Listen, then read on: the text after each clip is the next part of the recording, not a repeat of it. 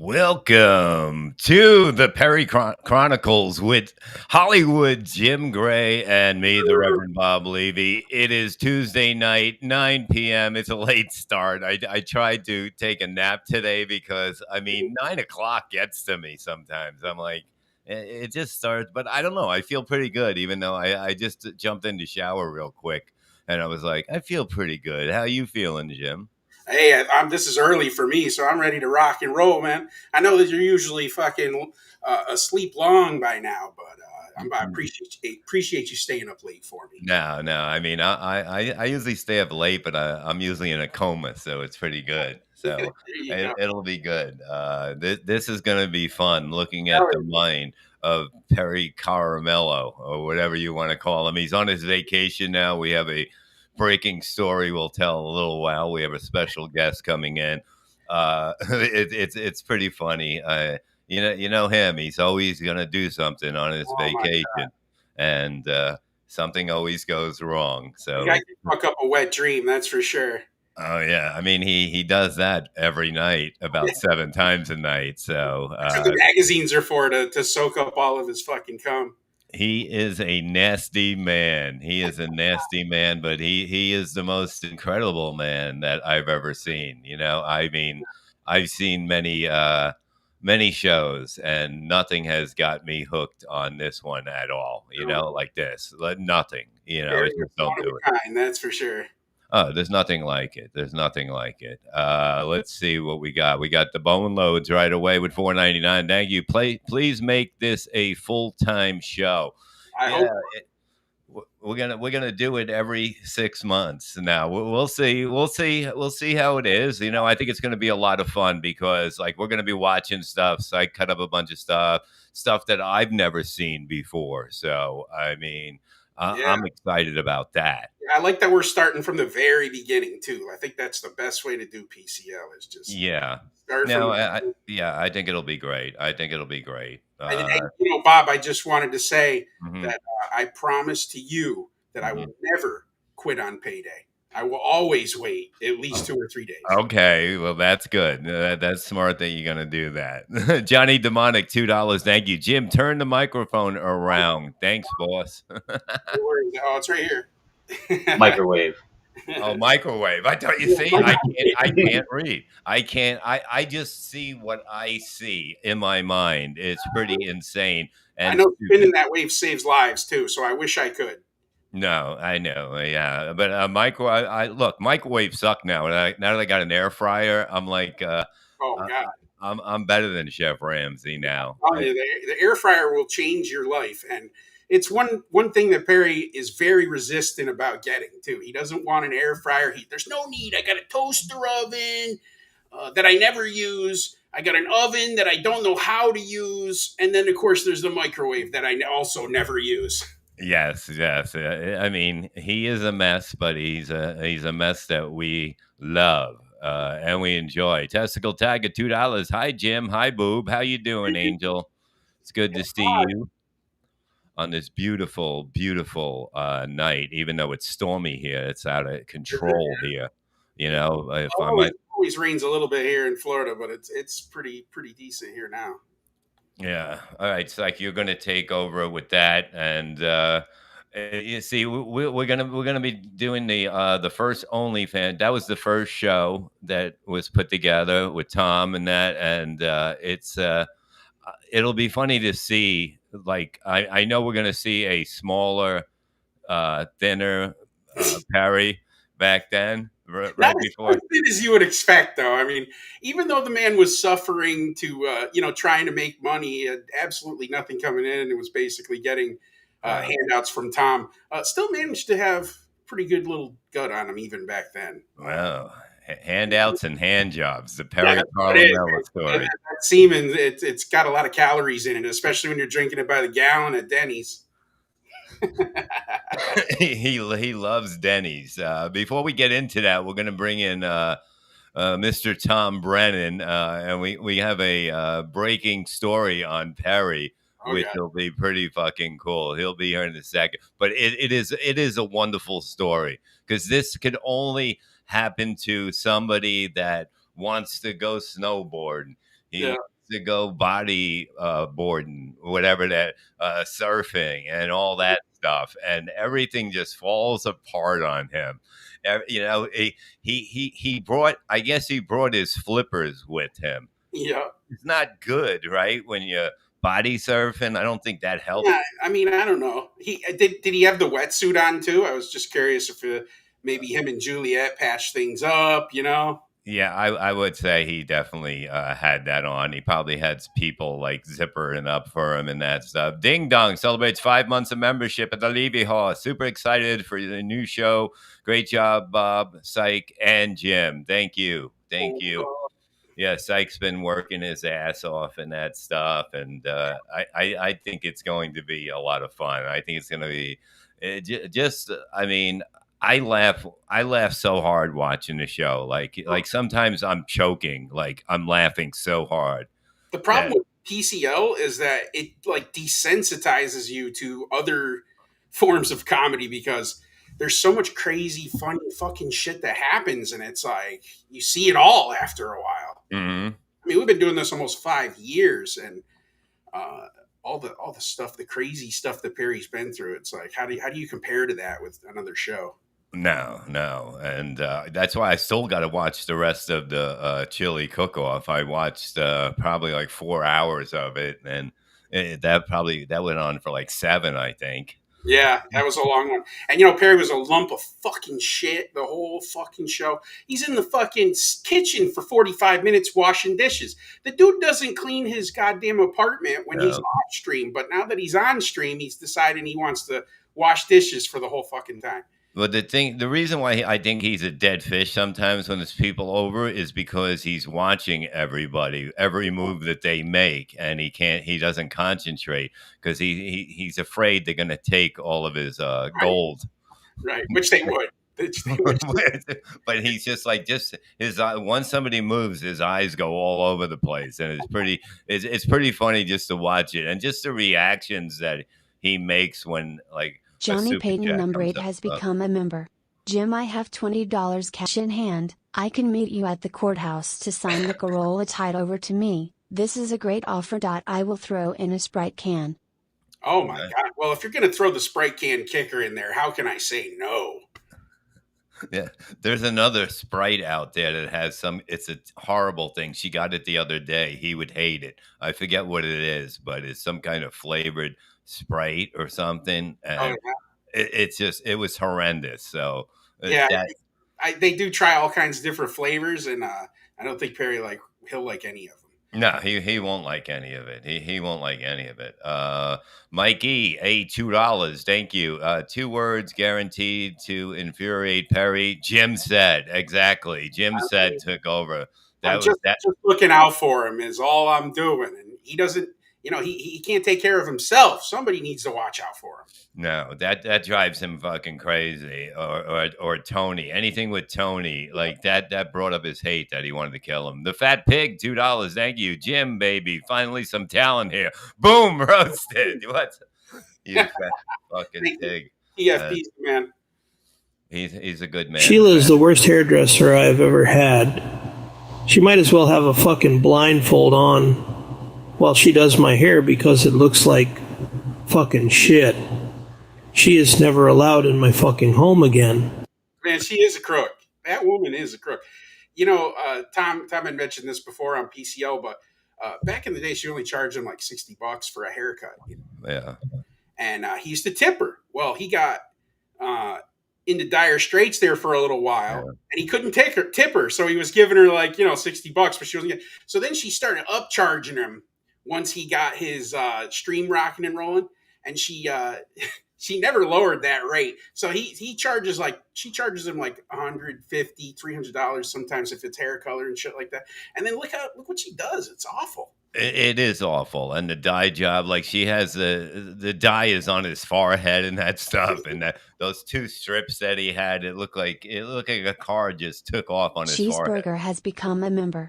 Perry needs a couple weeks to recoup. He was a lump of shit for the season finale, so we will have hit him extra hard when he comes back. I hope you do, Cheeseburger. I really do, because if anyone can set Perry straight, it's Cheeseburger on a media share. Oh yeah, definitely, definitely. Yeah.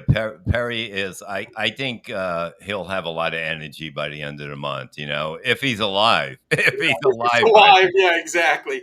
The he. thing about Perry is after a long break, there's two Perrys that come back. There's either shot out of a cannon Perry, where it's like me and Tom are exhausted by the end of the fucking show because he's such a maniac, and then there's lump of shit Perry, and I guess we'll just have to see. It's a 50-50 shot. Yeah, but I want to see like. I only know of one thing that he did, and that didn't go well. So I'm saying, like, how many other things will he do during this break? We You got a know, lot he's of time left. yeah, but like, would he be allowed even back? I mean, I've never seen somebody that was banned from the ocean, but it could happen. Wouldn't it be amazing if he came back in his first stream? He's just in a full body cast. He can't fucking even move. He's just like, able to sit there, and that's it. I think we should let people know what happened when on his first day off. Oh yeah, He basically went. He went to the ocean. Okay, he went in the water. He did his body surfing or whatever the hell he does. had his flippers on. His everything on. Something went wrong. He had to get pulled out of the ocean by two lifeguards. Had to pull him out of the water. Absolute moron. Absolute moron. I just picture him like being dragged in a fish net, and there's like crabs and fucking dead fish all over him, the seaweed. Catch of the fucking day. He's gonna be in love with a mermaid now. Oh, Something like that's gonna happen. Oh, she was unbelievable. She swam and got. I was almost dead, and then this mermaid came out of nowhere and saved me. I can't wait to hear what the guys like. I don't know exactly what the lifeguard said to him, but I'm sure it was a big argument in that, right? Yeah. He was probably like, "I'm fine. I've been doing this my whole life." I was doing a move. I was just, this is how I do things. I've been doing this for 30 freaking years. This is a Gutierrez, $2. Thank you. Perry got hooked on Excedrin. Where's our bozos? Hey, there's always a bozo lurking around somewhere in Villa La Paloma. Yeah. Yeah.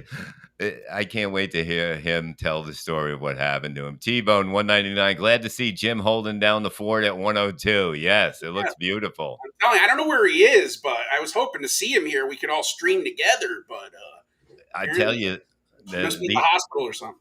The artwork is getting better and better that the people are sending in. It's just insane. It really is. I mean, it's just so beautiful. The only thing I wanted, you know what I really wanted? I wanted that dog. Remember when he dyed that dog's hair and that, whatever, that little dog, and then he gave it to somebody. That's that thing I wanted. I love that thing. Right? What was it? It was like a German Shepherd stuffed animal or something like that. It was a stuffed animal that he had next to him for a while, and then he gave it away. He gave it away to somebody. He gave it to Kathy's kids, probably trying to get some favor with her, because you never know. He fucked her once like 20 years ago when her husband was dying. Maybe he could get in there again. Another one was dying. Jesus fucking Christ! You see, this is unbelievable. I'm afraid to even get a cough around that fucking guy. I'm telling you, man. You wouldn't even need to die for him to move in on Gina with around you. No, he's very aggressive. You know, like, you go to the bathroom and he's going to make a move on Gina. I thought you were dead. I didn't know. Happy days, $5. Cigarette. I have a bone to pick with Perry. Ever since early PCL, the Aussies have been begging Perry to zap a turd for 5 years. Maybe he can air fry a turd. I mean, everything is good. Everything is good in an air fryer. I would say even a turd is good. You know what? I'm going to get worse than anything Perry's ever cooked in that kitchen. Oh, yeah. It's better than anything on the George Foreman grill. Let me see if she has the text message. Honey, bring in the thing. I want to read the text messages. Dobler, $5. Thank you, guys. Do you think Perry is even watching y'all stream, or do you think he is being a narcissistic per usual?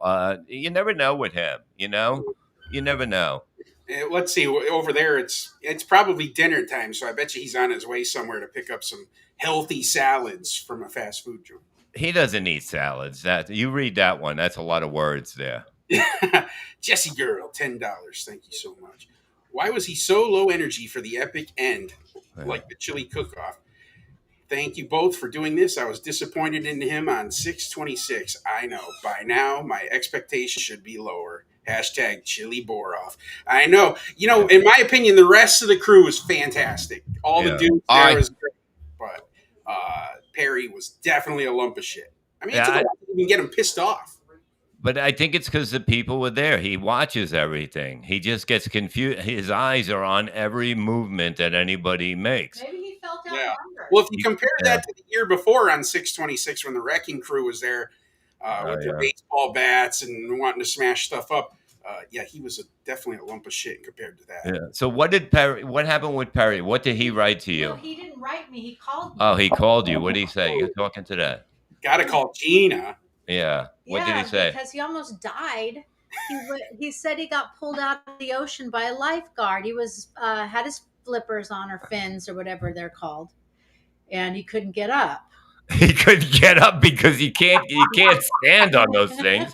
Oh my God! I just see him just trying to get up, and he keeps falling over repeatedly into the fucking.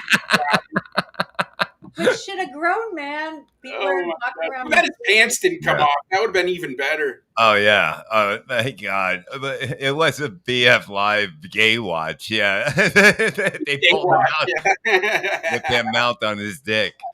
He probably was like passed out, and they had to do CPR on him, and he's imagining making out with Gina Carano, and then he opens his eyes and it's some fucking Filipino guy from fucking San Diego. Oh man. Jay Valentine's, Levy versus Sergeant at Arms, $4.99. Thank you, Sarah. Come on in and take your seats. Come on in, take your seats. We're just getting going. And while you're at it, why don't you help yourself to something in Perry's fridge? Yes. I mean, him and those fucking pizzas, man. They should sponsor him, some of those fucking places, because I mean, I've never seen somebody loves the stuff that he loves. He loves to death. The Toyota. He is brand loyal as can be. Oh yeah, there's no doubt about it. T-Bone, $199. No border now officially includes boogie boards. Yeah, I mean, they're gonna probably they're gonna notice him because he's dressed like he's probably the only one that's out of shape in one of those suits. Really, right? They must have seen him coming a mile away. Oh, yeah. No, you want to get the smaller one. It needs to be tight. He probably has goggles on and everything. Like, I mean, I can imagine what he looks like when he gets there. Everyone's like, I got to watch this guy. And I think we need to have a camera crew go with him next time he goes boogie boarding. Yeah, no matter what he says. I mean, because like, say the lifeguards weren't that close. At least they could have pulled him out after filming him for 20 minutes. Yeah, right. We'll watch him swim in a circle trying not to drown. That'd be perfect. Garrett wouldn't have let him die. Come on, he'd be fine. I want to set the record straight. Randy Callahan gave me the best head I have ever had in my entire life. I still think about it sometimes when I jerk off. Imagine if him and Randy were ever in the same room. Just imagine that. It's going to happen one day. It has to happen. That has to happen. We got to get the truth, because if anyone who believes that Perry's version of the 92 story is factual is out of there. Hey, Tom. There's the man. What's up, Tom? You're muted. Yeah.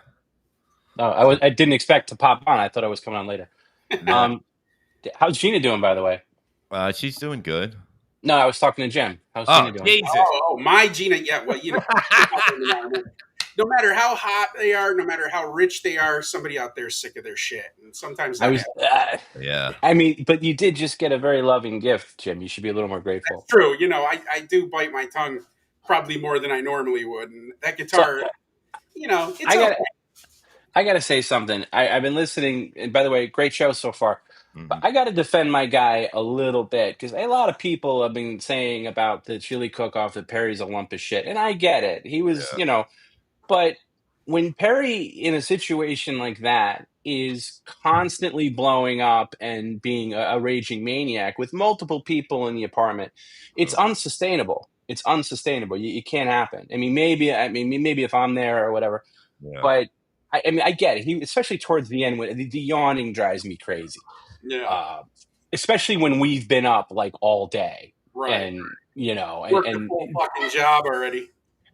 however, maybe when a lot of people, and again, something like the chili cook-off is impossible to pay off because of the buildup, Right, right? Yeah. right, So I think most of the fun and the blow-ups come with the buildup. You're yeah, not going to necessarily get that same level of blow-up in the payoff, right. which, Well, it's like so Pottstown and every other thing. It's like, I'm Yeah. not going to Pottstown, right, right, going to Ohio. right. Yeah. And the only reason we did it was because people were, we didn't create the whole chili cook-off thing. People sending in comments did, and Right. and they made it a reality. One And of that was the months guy who actually too. started the chili cook-off bit was Ed P. He was one of What was that?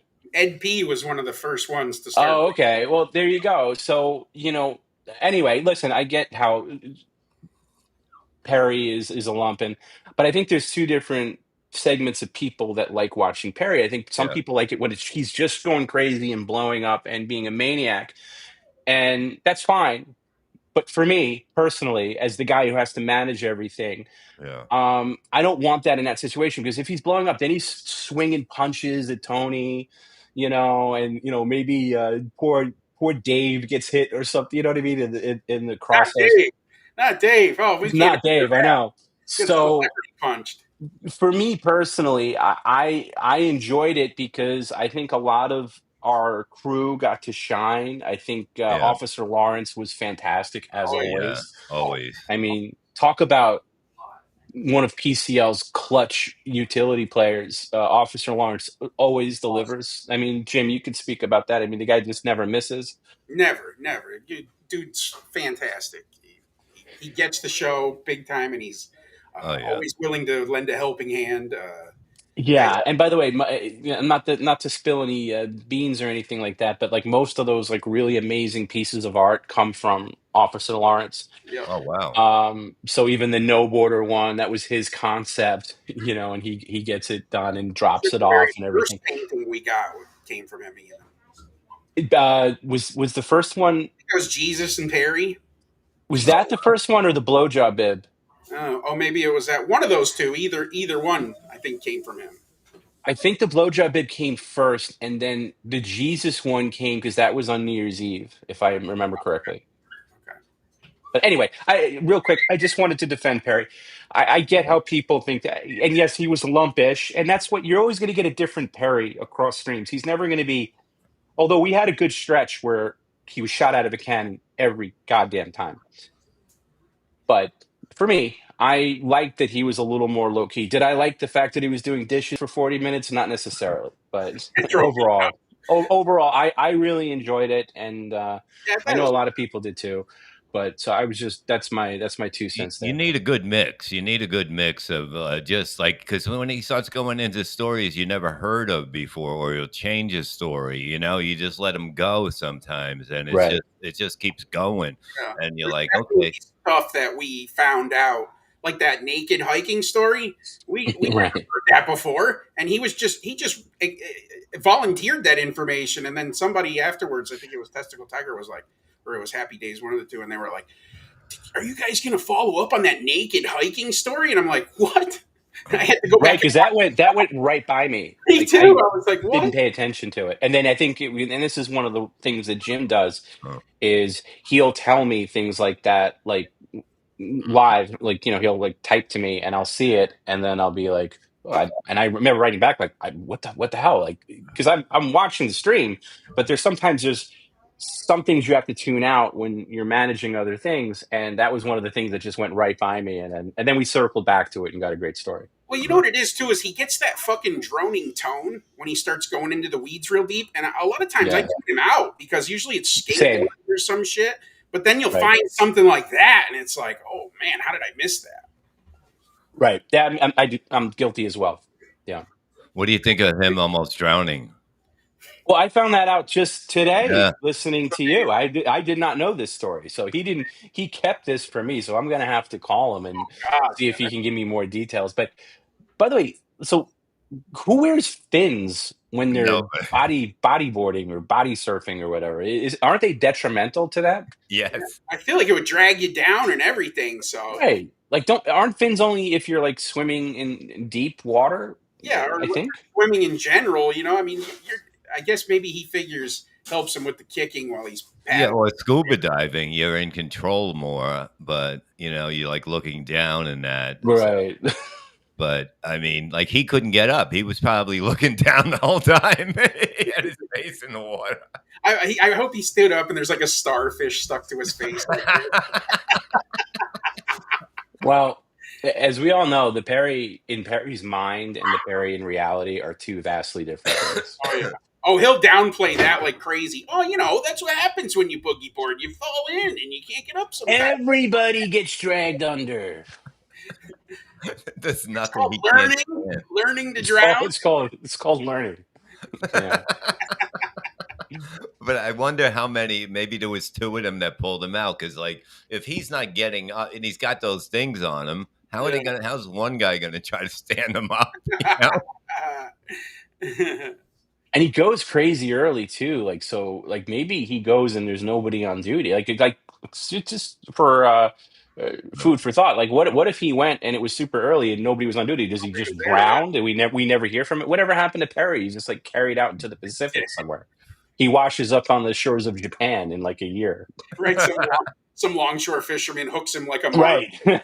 Yeah, I got something here. He's fucking insane. It's just so funny, man. His like if you wrote a cartoon about him, like people would not think that this is actually on somebody's life. There would be amazing writing because he wants to do everything, but he can't do it, Right. which is the greatest thing. Yeah. Yeah. Well, that's the thing. It's like a 15-year-old kid, so Right. he can't be stopped, you know. And to that point where like people don't think it's real, like once in a while, like I'll see a comment on the YouTube, and it'll be like a clip, like something that Garrett put together, like a short or something like that, and it'll be a comment from somebody that clearly just came across this, and it'll be like, no way, this dude is real, Yeah. or like That happens a lot. That's like staged, fake, okay. you know. So I think it takes a couple of passes Yes. to like come like if you're new to Perry to like maybe like you see him once you're like this guy's in on it, he's full of crap, and then the second time you're like, how is this guy doing? And then the third time like, wait, is this for real? Like let me see. Like and I'll just throw it to you, this is Perry Chronicles. How did you get hooked on Perry? Because you got hooked real fast. Yeah, I mean Franklin Sheckler, the guy, he would say that he would bring it up on the Shuli Network, and then we'd watch clips, and I was like, this is fake. You know what I mean? This is like this guy is just acting, and then I'm like, oh, okay. I'm like, then like the second, third, fourth time I'm watching, I'm going, there's nobody that's that good of an actor. There's nobody that can do this, But like the difference between him on the stream and off the stream is totally a different person. He's like this fun. He's always laughing and that, when he's not on the stream, and he's having a great time. But once he sees these things come up, he loses his mind. It's totally opposite, man. And it's like it was weird to get used to. Like the first time going in there, I was like, it was like going to Abbey Road. I was like, man, this is like crazy, man. Like to see where it's like going on the Merv Griffin set, like inside. it's like even like Tom was saying, even if he moves, he has to have a room that's that. I mean, I'm here, so hey, no problem. I gotta say that looks pretty good. Oh yeah. Hey, I cleaned like, up. I almost feel like you can go to the fridge for that angle. I would destroy his green machine right now if I could. Well, that's the thing though, with like, I mean, we all like, I would love Perry to move, and we've had that conversation so many times because he deserves a better place and he can afford it and all this that, but he's himself and he's petrified of any change. Yeah. And but let's just say he did move and he was in some like he would be in a standard like let's say he had a 3 bedrooms to play with and one of them was converted to a studio. I don't know. Does he have a green screen? Does he have a regular? It's like I feel like a major character would be taken away because the Yeah. apartment is a character unto Oh itself, yeah. and it would be very different. I'm willing to go through that obviously because it's better overall, but it would be weird. But a lot of this you can put in there. You can put all this in one room, maybe not, the Yeah, yeah. microwave or whatever, but a lot of this could be in there and it would be amazing to see what that would look like. Personally, I think it would still look Yeah. exactly like this no matter where he lived. It's just the walls would look different. It's everything else would still be. That's a fair point. He'd hoard it up pretty quick. Yeah, and all extra room. He'd be like, "Oh God, I could get another couch."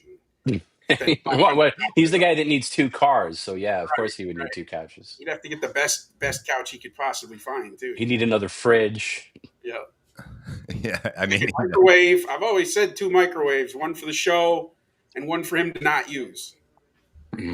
that's true. I mean, that old one that he has, he can use that to like melt stuff like army soldiers and shit like that, whatever. He can take in requests to do stuff with it, Couple CDs in there, And those CDs got it. Like that takes up. So, like, when I seen the pictures of the apartments there, I think Rev Fugly got all these pictures of the what the apartments look like there, the new ones and that.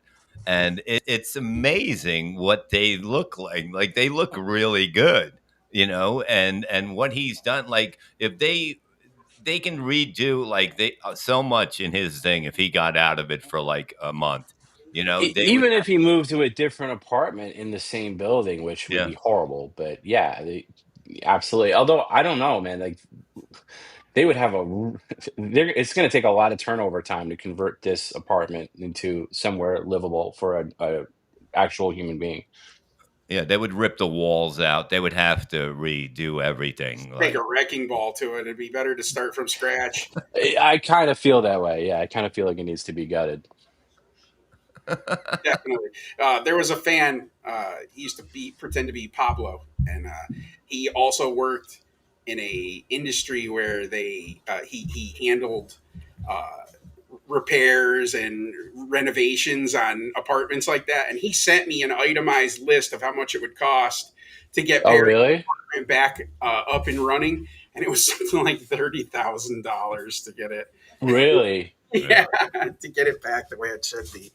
yeah, the bathrooms are like 15, 20. You know what I mean? It's going to cost. It's totally going to cost. And like the setup in the kitchen is like I'd never seen anything like that with the refrigerator like that with the door. I've never seen anything like I laugh every time he goes in there and he squeezes past it to open it. It's like ridiculous.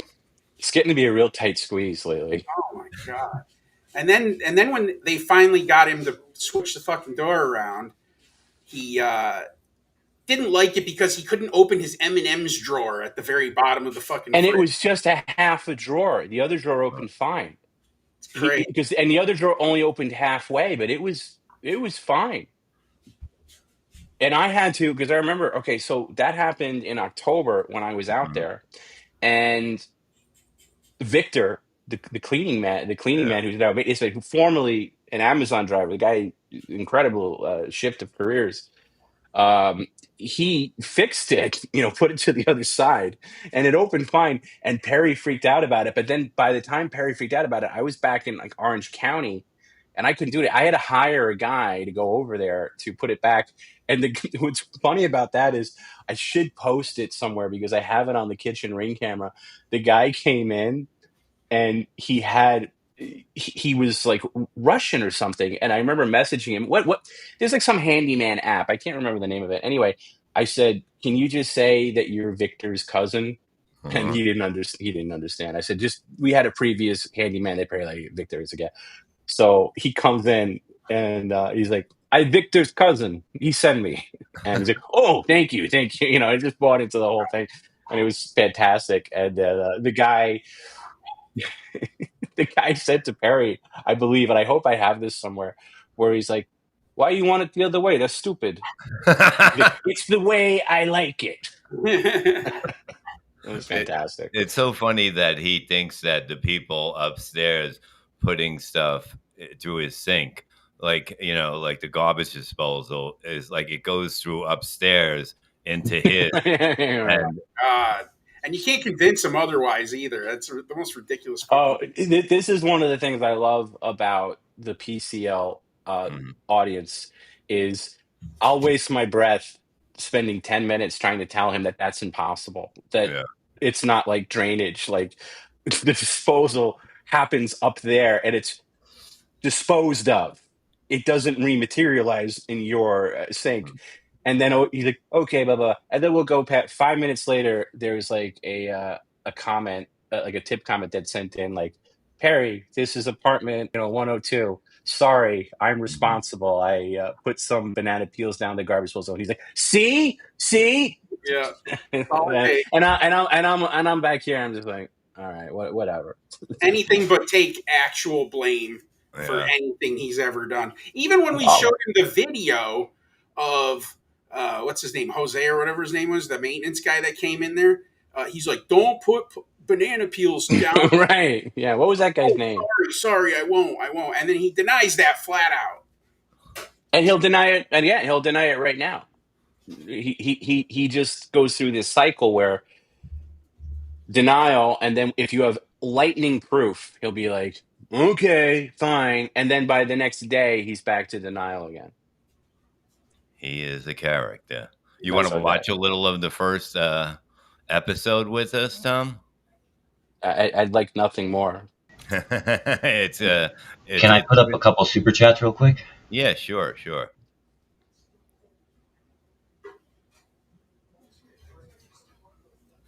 The Rotting Dog for $10. Thank you very much. Jim, you being a constant source of envy for Perry really is the highlights of the stream for me. Good GG. Hey, thank you. I enjoy it too. I don't know why Perry just can't be happy for me. Yeah. Reseda Borough of Toilets, $4.99. Thank you. Pear Pie Pants was at his epic level of rage on the night of the election. Best video ever.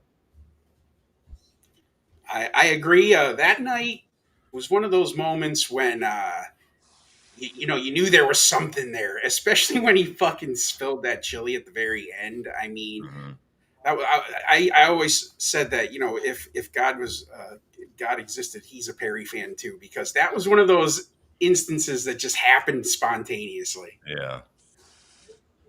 Gil 03 $4.99. Hey Bob, hi Tom, hi Jim. This is great. You totally couldn't use the background to mess with Perry. Love you guys. I don't know what you're talking about, Gil. I'm here. I don't know where Perry is. I was hoping to hang out. Yeah. Al Gore. Al Gore. Celebrate 6 months on a Levy horse. Jim, can you explain who Mrs. Segundo is? How is she related to Perry? Oh, well, I'm not sure. I'm not sure about that one. No one knows what that is. Here we go. A little bit of the OnlyFans. Look at him. Oh, look at that apartment. What was this? I said, look at the apartment back then. It's got a lot more fucking room now. You see, it's lighter. It's got everything. It looks really good. I think it's the beginning of it. It looks pretty fucking good. Snow. Weirdo. Okay. These are copper fit gloves, okay? I had since my neck surgeries, my fingers tingle.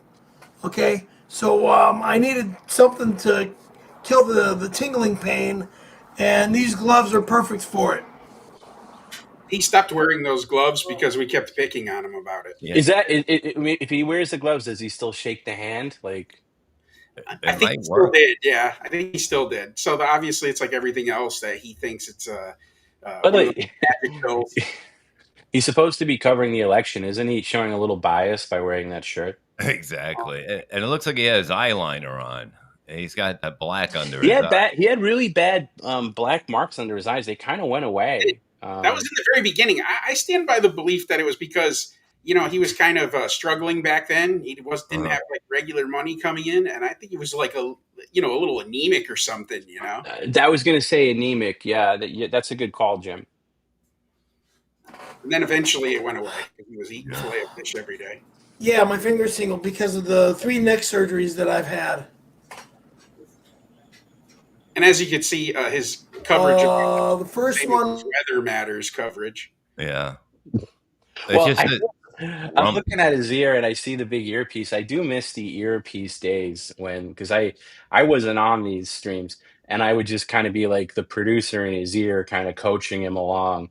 And every now and then I see these old videos and he's just like talking to nothing, and I realize he's talking to me, obviously, or he's telling me to shut up or something like that. And I I wonder, always wonder like how confusing that must be to the viewing audience. But I do miss that aspect of it.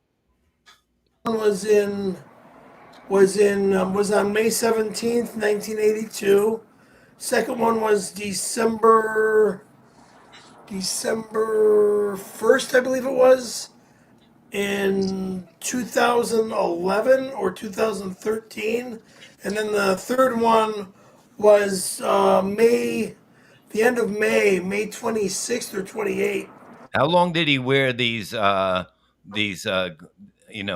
for? Like how many episodes? It wasn't long. It was only a couple of episodes because, like I said, everybody Yeah. was like giving him shit about it and stuff. Really? Yeah, and then he stopped wearing them. I like it.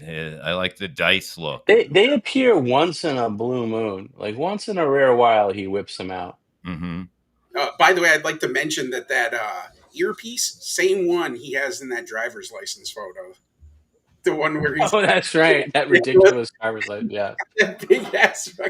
He couldn't take it out for 5 minutes to take a picture. In the same year. Tom Sims came out with it in 1979. And the screen's going to start in a couple minutes. If you folks would like to send me a few bucks, I'd appreciate it. Wow, Perry begging. Yeah, yeah. You don't hear that ever. No, now he's begging us to stop. Yeah, right. It's the opposite. He's literally the only streamer on the internet that's like, stop sending me fucking money. Whenever people like put there's that really cringe like label for streamers who use like super chats, whatever, like, oh, e-beggar. It's like not with Perry. He's the exact opposite of that. Yeah, exactly. He's got his little breasts coming out now. They're starting to happen. It's all happening now. Thank you very much.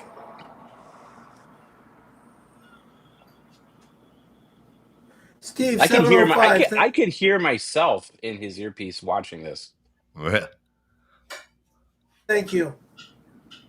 This was back like the Wild West too, like because there was only probably about 100 of us watching, 120, 130. Yeah, which is what I liked, by the way. That's what I liked about OnlyFans, because I was petrified of going on like a YouTube or Twitch or anything. I was just fine staying on OnlyFans because I liked it. I liked it nice and insulated.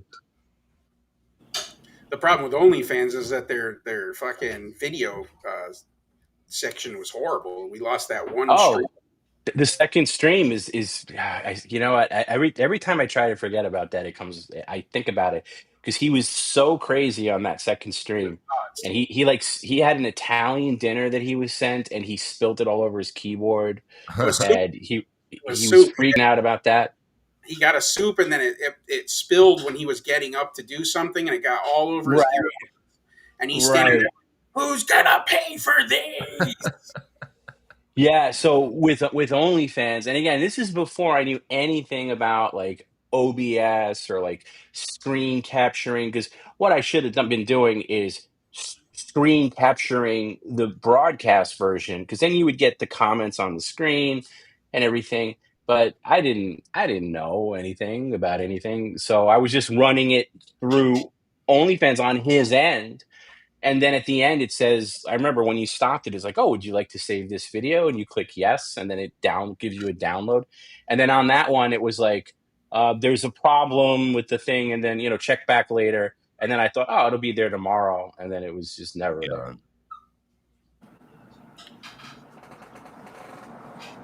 They don't help my disability. They just help the tingling in my fingers. Okay. Who is he talking to? Is he just reading is he reading Yeah. the chat? That's what it is. That was back when he would read the chat because right. We were throwing money at him left and right. This is like watching like a silent movie compared to what it is now. Look at the gloves look horrible on him, actually. One time there's a video, I think he goes to Outback and he's wearing those gloves, plus he's got like finger condoms or some shit like that on too. And it was one of the very first videos that Tom did for, I think it was on OnlyFans even. And it just looked right. Of course, that was during COVID too. I don't vote. I'm not a voter. I'm just a reporter. Thank God. Are you out of your fucking mind, you fucking sick weirdo? Dr. Gunk, this is for you. Legend, Dr. Gunk. You better pay up. Dr. Gunk, first person to ever send Perry a fillet of fish. Sure was. And now he's in love with him. He was so thankful. He was like, "Oh, Dr. Gunk, thank you so much. I really appreciate it." Right. Because he was so thankful to get a meal right. that he didn't have to beg for. He probably had an apple that day, and that was it. Still could afford those fucking 40 count, 60 count Rice Krispie treats, though, couldn't he? Well, you got to buy in bulk, Jim. You never know. Costco to the rescue. He had such a problem taking his shirt off. I mean, I've never seen anyone have a problem. Because it was a friggin' like tight shirt. He doesn't buy the right size. Dr. Gunk, where's my $10? Okay? Want the hat on as well? Hat on. The gloves are a nice touch. Thank you. Thank you very much.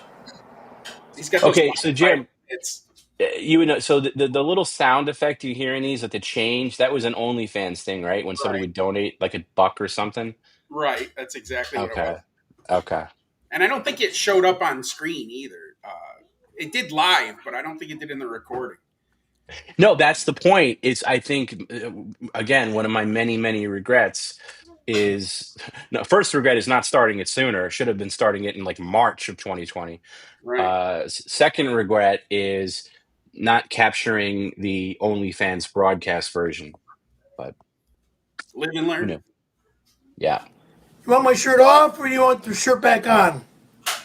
$10 to put it back on. Do you know that there are people that will literally walk away from the stream if he's shirtless? Like, I get an email from a guy who says, like no joke, like Perry shirtless, not audio only for me, not watching it. Like, just there's some people that love it, the ridiculousness of it. Again, it just shows the yin and yang of the audience. Yeah. Some people love Perry Weeds, some people hate it. Some people love Perry chill. People hate when Perry's chill. And yeah, shirt, no shirt is another one of those things.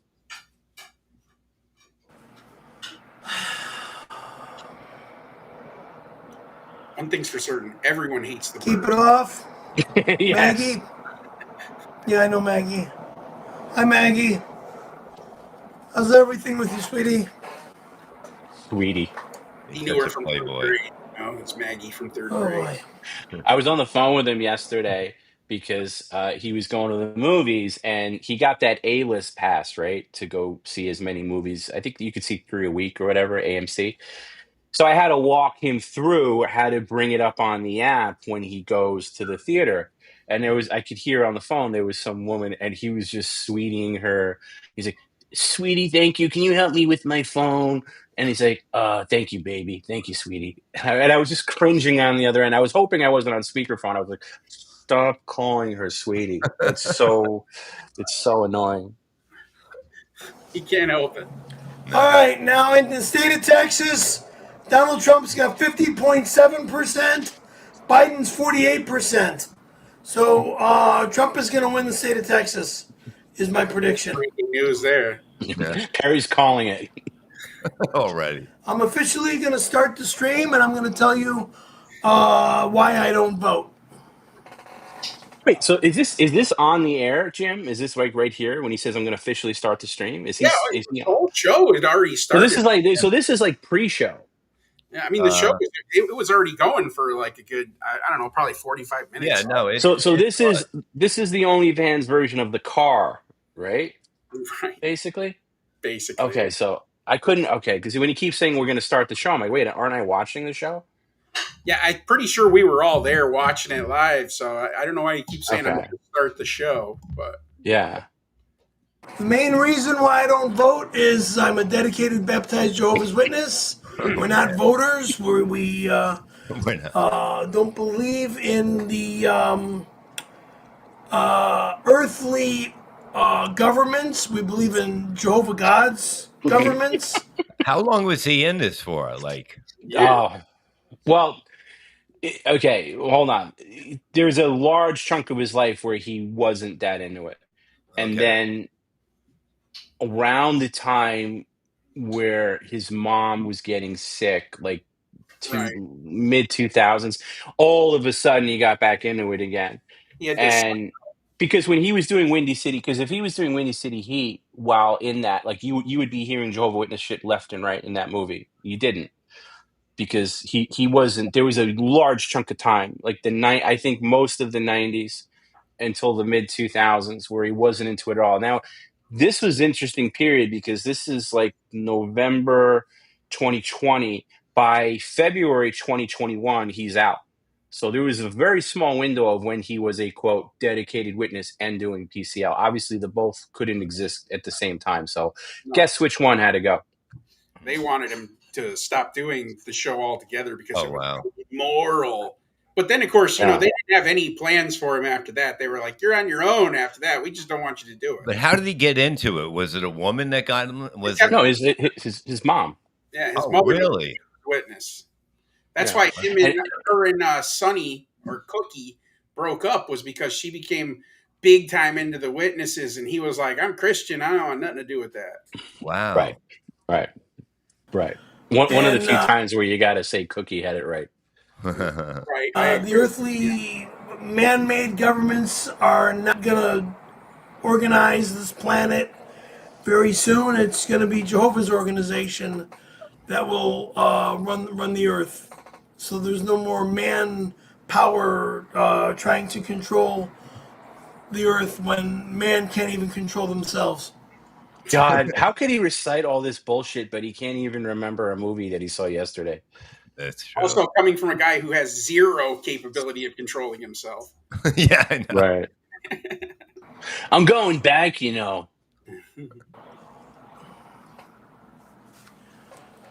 Okay. Hi, Perry. Okay, that moved. So I can't Okay, that moved. He's like done with it. It moved too fast. Anymore. Let's see. Patchy, dude, Drizzle. Why stop moving it? Leave it alone. Come on, Tom. Stop fucking around with the UI. Am I doing that?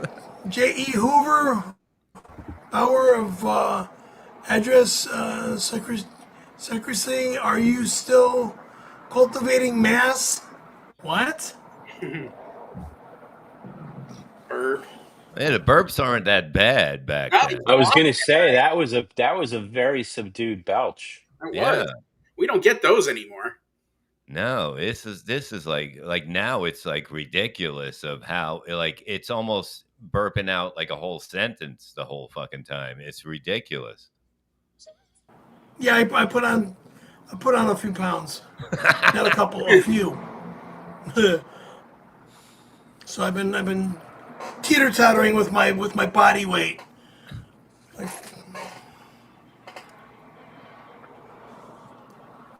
Dedicated witnesses do not look at porno on Twitter.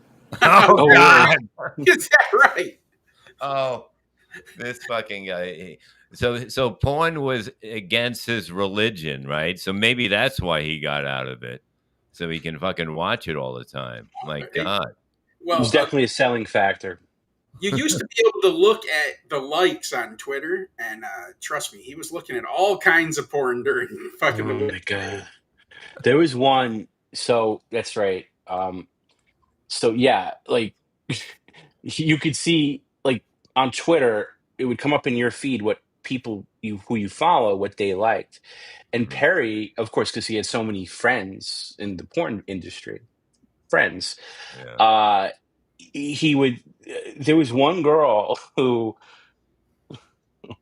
like, the picture was deceiving because if you looked at it like straight on, it was, she was just like scantily clad. If you clicked on it and it expanded, she had no underwear on, and you could see her full Yeah. thing, you know. And he wrote to this account. He's like, "Honey, you look exactly like my daughter. I love and miss her." And people like went crazy over that because it was this person who, like, woman, obviously like porn thing that was just you know nude basically, and he's talking about his diet. It was so creepy, but yeah, just oblivious. Perry, that's another whole story. There's no saga, like Perry on Twitter in the Wild West days. Oh my God. Mess. At least I haven't looked at porno on the computer. Liar. I mean, I did years ago, but not anymore. Okay. Too bad we couldn't go back and tell Tom back then to check his browsing history. Yeah, right. Those are my friends.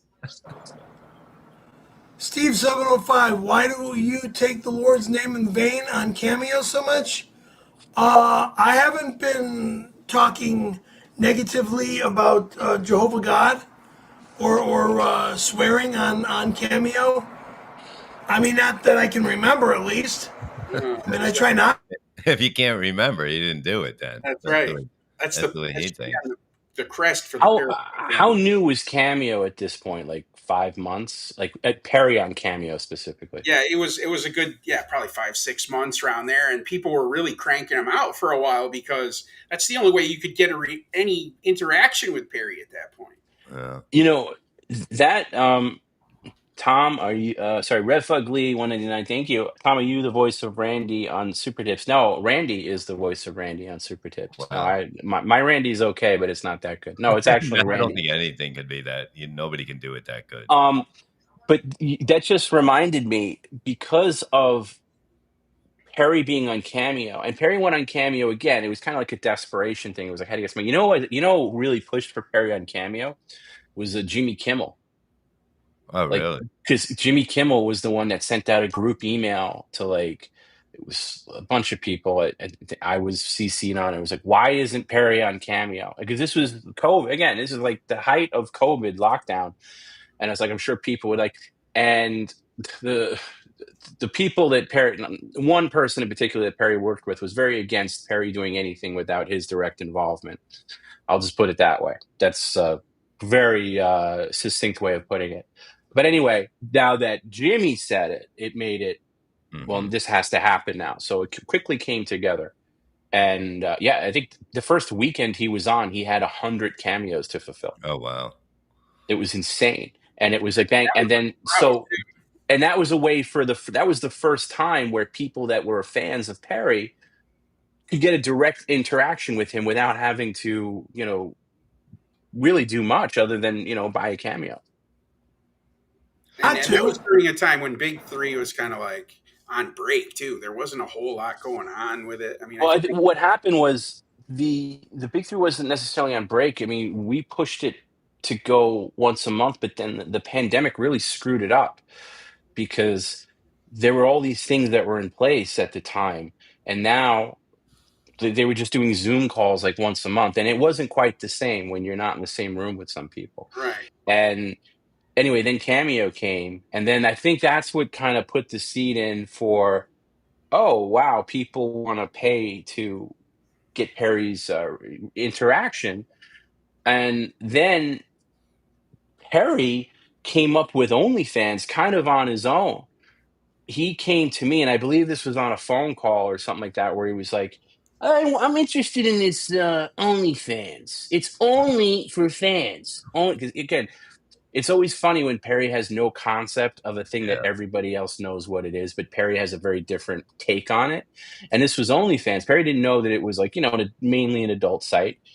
And Perry, and then we kind of, well, not we, I kind of worked it into a bit on the podcast, backdooring it. Then it came to the point where he was on OnlyFans, like without the live streams, just like posting content, like pictures of himself, like Patreon in a way, just pictures of himself. Because hey, this is for my fans. This is only for my fans. And then it was the thing like, election night, I will do a live stream. Join my OnlyFans, and a bunch of people joined. And I remember getting emails from people at the time saying, "Is there any other way we can do this? Because Yeah. I don't want my wife to see OnlyFans on my credit card." Right. And then he went on OnlyFans, which is this that we're watching now, and it became. Yeah, I mean, how many did we do on OnlyFans, Jim? Like 4, Well, 5? there was this one here, and then there was a Sunday stream right after this one where he had just gone door to door Right. to Jehovah's Witnesses. So He's at when he has a suit on, right? And then that one, the Tuesday after that is the one that we lost, right? But it was only a couple of these. There wasn't many of these from here. They were. I could look it up, but it didn't feel like. Well, figure there was maybe once a week in November, and then at the end of the month was Thanksgiving. And I got to give credit to Scott, who was a guy that kind of worked as our executive producer. And he's the one that he came up with the name Perry Caravello Live. And he set up a YouTube for Perry without even asking me. And then a Twitch, and he's like, listen, it was like, you guys have done this. This is amazing. It has to go out to the world. People going to discover it. And I was like, there was so many reasons why I didn't want to do it. I was like scared of it.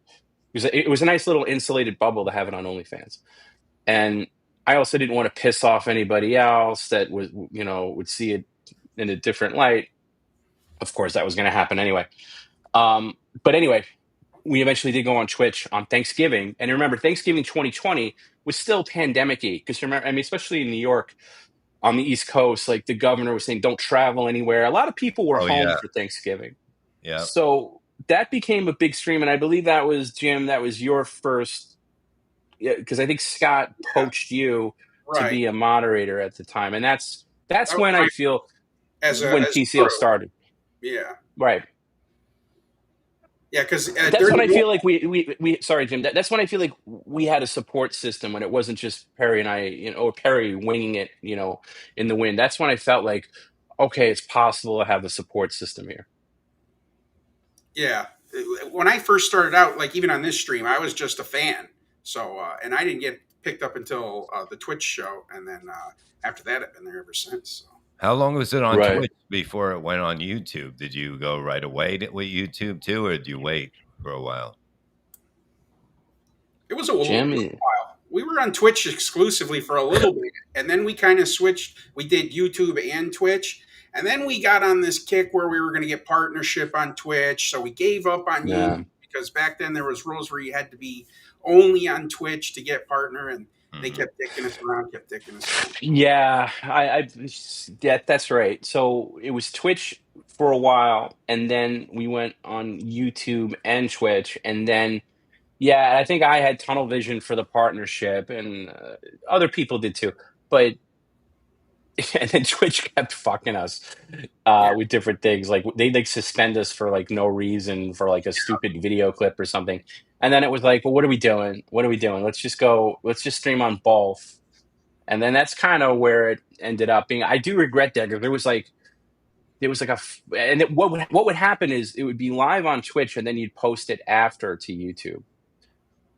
And then there was like a period of time where we just completely ignored YouTube. For months on end, which was really stupid, by the way.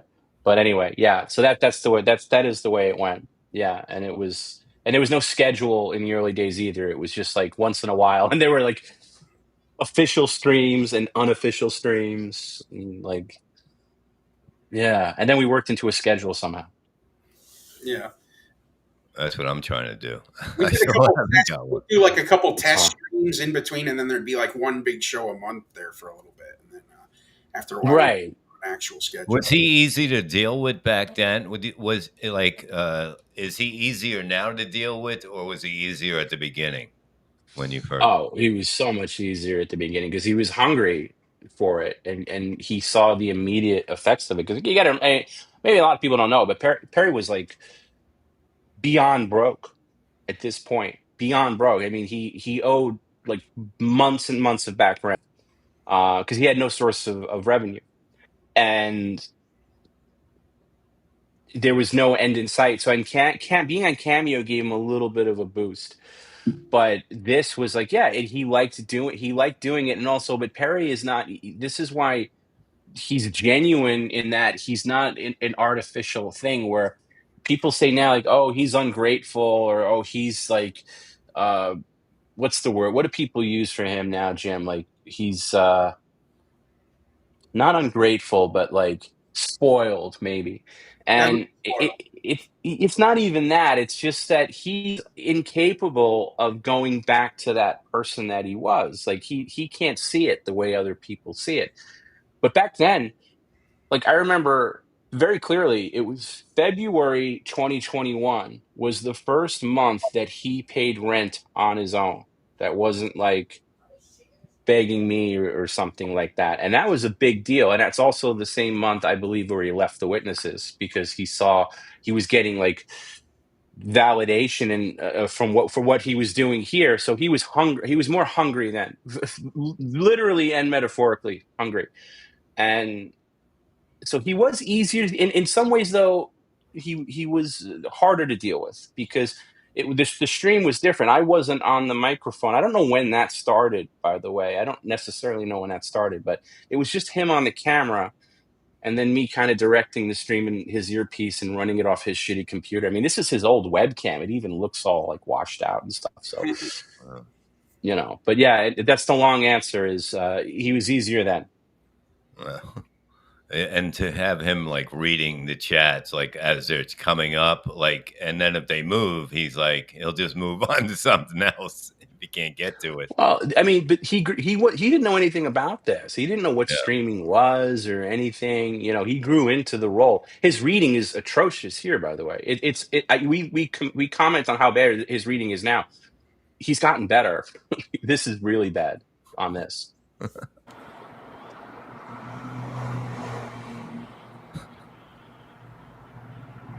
Dr. Gunk, $10 to drink a bottle of what? I'm not drinking no olive oil. No, thank you. The olive oil. $10? No way. Okay, there it is. Yeah, no way am I going to drink a bottle of olive oil or a cup of olive oil for $10. Yeah, that's not good to drink. Like that'll fuck you up big time. Like you can't be drinking that. Oh, but now, okay, but this is a good point. But now he drinks it on a weekly basis. He drinks shots of olive oil because he thinks it's like healthy. So I don't know. I don't know what the benefits are. Maybe there are benefits, but he drinks it all the time now. And before then, he flat out refused. It took Dr. Gunk like a solid month. I think he finally did it. What was it, on the New Year's Eve stream? Or somewhere? That sounds right. That sounds right. Yeah. Well, the guy you're more the historian than me, but that sounds right. No, thank you. No.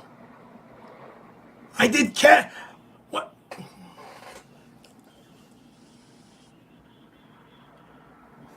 That's me in his ear. I can hear it. He's playing with his nipple. Somebody in chat just asked him to tweak his nipple, and it was is that what that was? So I'm telling him to tweak his nip. Okay. I think it was that Maggie person because he had talked about her earlier, and they said, right. Your nipple for me, and of course he does it for her, no problem. For Maggie Lynn, I just pinched my nipple for you, okay?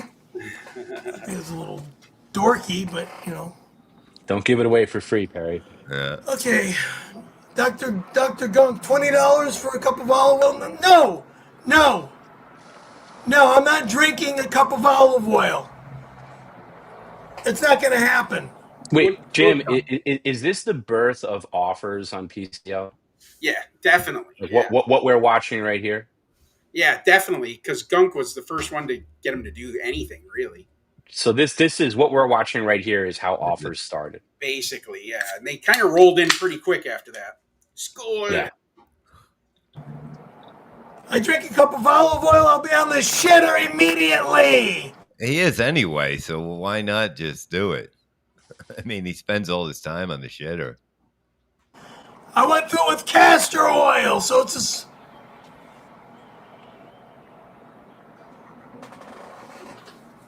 Oh! For Patchy? Oh! Oh my Where's god. my $5, Patchy? You did those for free. I'm not doing this shit unless you send it to me first. Mike Caputo, are you related to Jennifer Caputo? Barry, grab a Sam Adams. Yeah, I can go do that. I'll go do that. I'll be right back. Argument. So did he How drink a fast lot? he moves. Did he drank beer back then? More like Definitely more open to it, obviously. yeah. I think he was less afraid of it.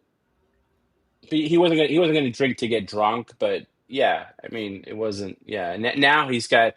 As people get older, I notice this in like my family. Even like as people get older, they get more worried about and that's definitely the case with Perry, where like he would think nothing of it, but like now if you ask him to have a beer, I'm on medication, I can't drink alcohol. I'll be right back. Look at him move. Look how fast he is then. Yeah, definitely faster. A lot faster. Still just as cluttered. Let's celebrate. Let's celebrate. What is this video? What, that one? That one? What is this video? Like, why is it intercut like that? Like, what is this? What's the source of this video? It's just a break. Transition, I guess. Oh, got you. Yeah. Island idea? Oh yeah. Alcatraz. Throw them all on Alcatraz. Yeah! Alcatraz or San Clemente Island. Let all the homosexuals get sent to Alcatraz or San Clemente Island. That's their prison island, both of them. Oh! He wants them all there so he knows where to go to get Grab laid. my hand! Just get on a boat and go over. Yes! I will be in the snow. Weirdo. Hiroshima and Nagasaki wants me to eat a stick of butter. Fuck you, okay? No! Tom Sims came out with it in 1979. How you doing on popcorn? I don't want any more motherfucking popcorn! I got a fucking big ass bottle of popcorn, I don't need it! If you send me any more fucking popcorn, it's going in the fucking trash! So don't throw away your fucking money by sending me popcorn! This was right around that time where he got a lot of popcorn tins, and then Tom took that picture of him just buried underneath all of them. That was way before PC. That was like a year was that before before PC. PC? Yeah, that was when he was doing that that debate. Remember, he was that mock debate. Yep. So that was like maybe 6 months before, but yeah, he was getting all because he would talk on the phone with me about his love of popcorn and how one of my favorite things Perry ever said was he was telling me a story about he would get these popcorn tins from Trader Joe's, I believe it was. And the holiday popcorn tins where you got the butter popcorn, the caramel, and the cheddar popcorn. Yeah, and they're divided with a divider.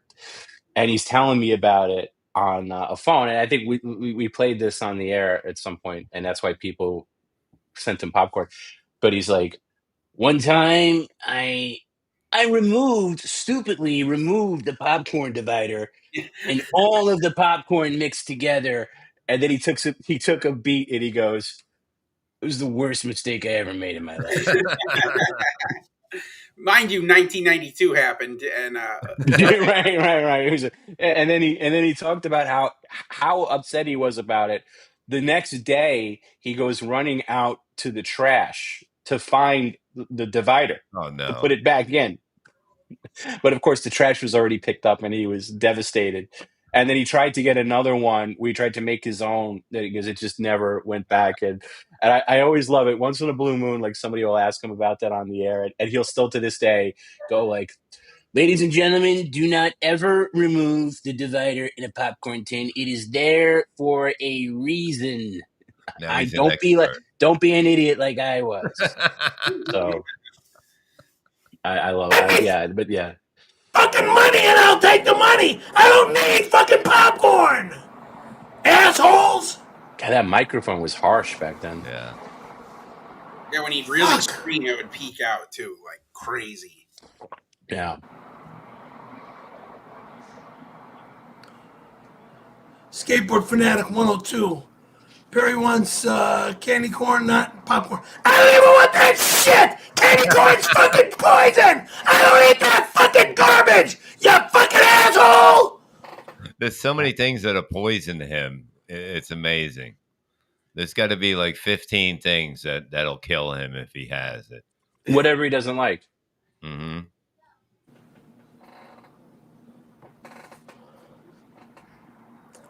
I sent you 50 pounds of spaghetti sauce.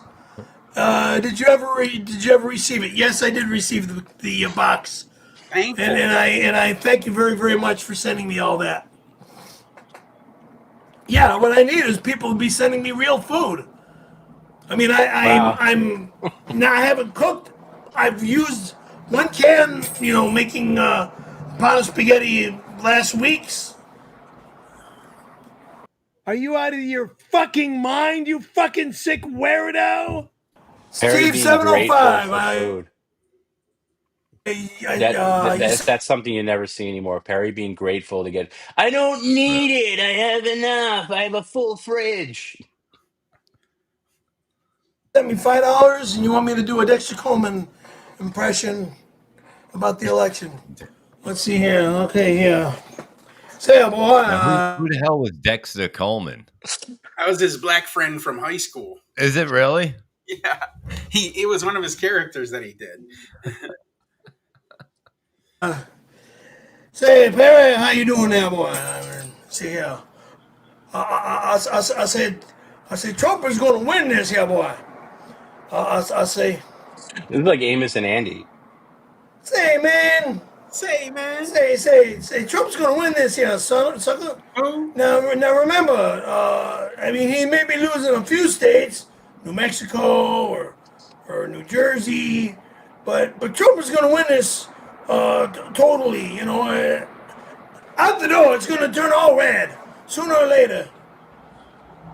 If you be voting for Biden, you be a fool. Tattoo still looks like shit even back then. When did he get the tattoo? How old was he then? What, 2007 or 8, something like that? He was like in his 40s. He was in his or 50s, around there. And what was the idea for that? Like that was because his uncle was getting a tattoo or something like that. Yeah. And he was like, "Yeah, I'll get one too." And he just tagged along because, hey, I got nothing better to do. And he put in all those lies. I love it. Right. But he's got to get back on stage again. That would be like I think the live shows are fun. You know what I mean? As long as it's not too long for him to be away. But the live shows are amazing. They just like to see him cry in the back. He was so happy on that, that was like insane with the happiness.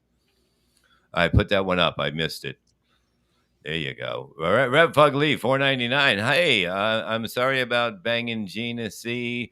When she stopped by Club 202, she couldn't handle the pheromones that the VLP puts off. What is that? Am I even? Pheromones. Yeah, fucking stop with those fucking words, Rev Fugly. Don't ever correct Bob. Yeah, Jesus fucking Christ. That is fucking. I'm going to have words with Gina if that's true. I don't know. Johnny Payton, number 8, $2. Thank you. What's the odds of Perry leases a new car between now and 2026? 26, maybe not.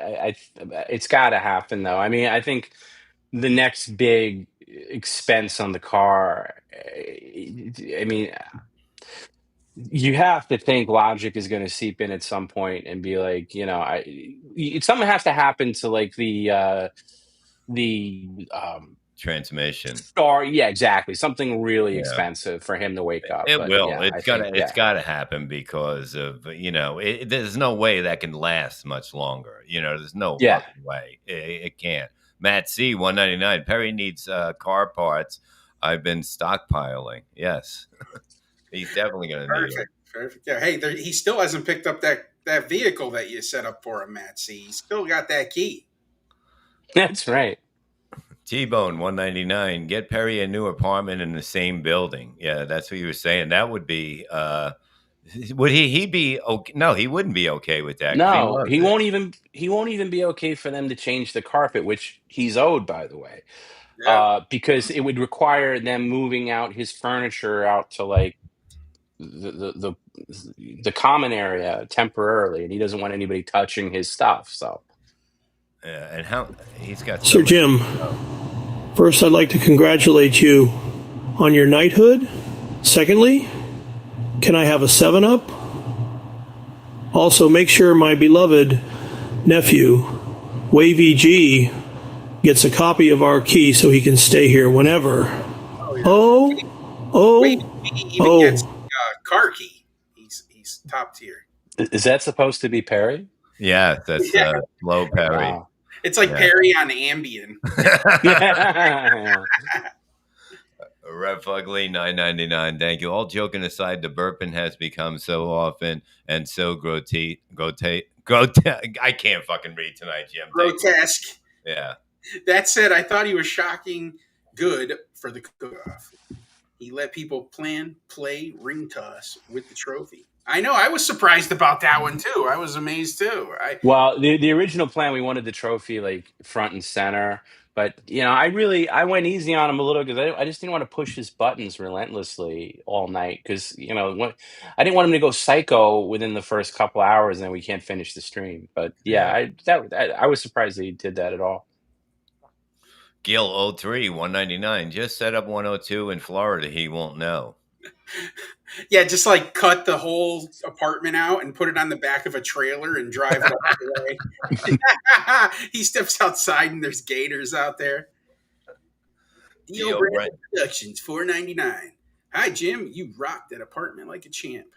There's a reason you're in charge. Thank you, Dio. Another great fucking demon out there doing tons of great stuff. AI. Oh, yeah. John, no Jay, $2. Would you guys get Mario Bosco on? Major whop off. That would be funny. Mario Bosco was the nose on the big three, so he has interacted with Perry. Oh wow. T-Bone, $4.99. When's the next PCL event? It's been way too long since Pottstown. I hear Barstow has some good venues. We'll see what happens with this Wild Western premiere. Mm-hmm.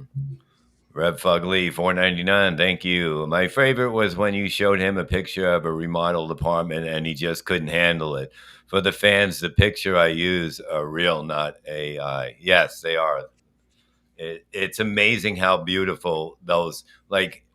Let's take it easy, but I don't know if I used the word compared to what he has. Compared to what he has, yeah, okay, amazing. Okay, put it in compared to gonorrhea, it's not AIDS.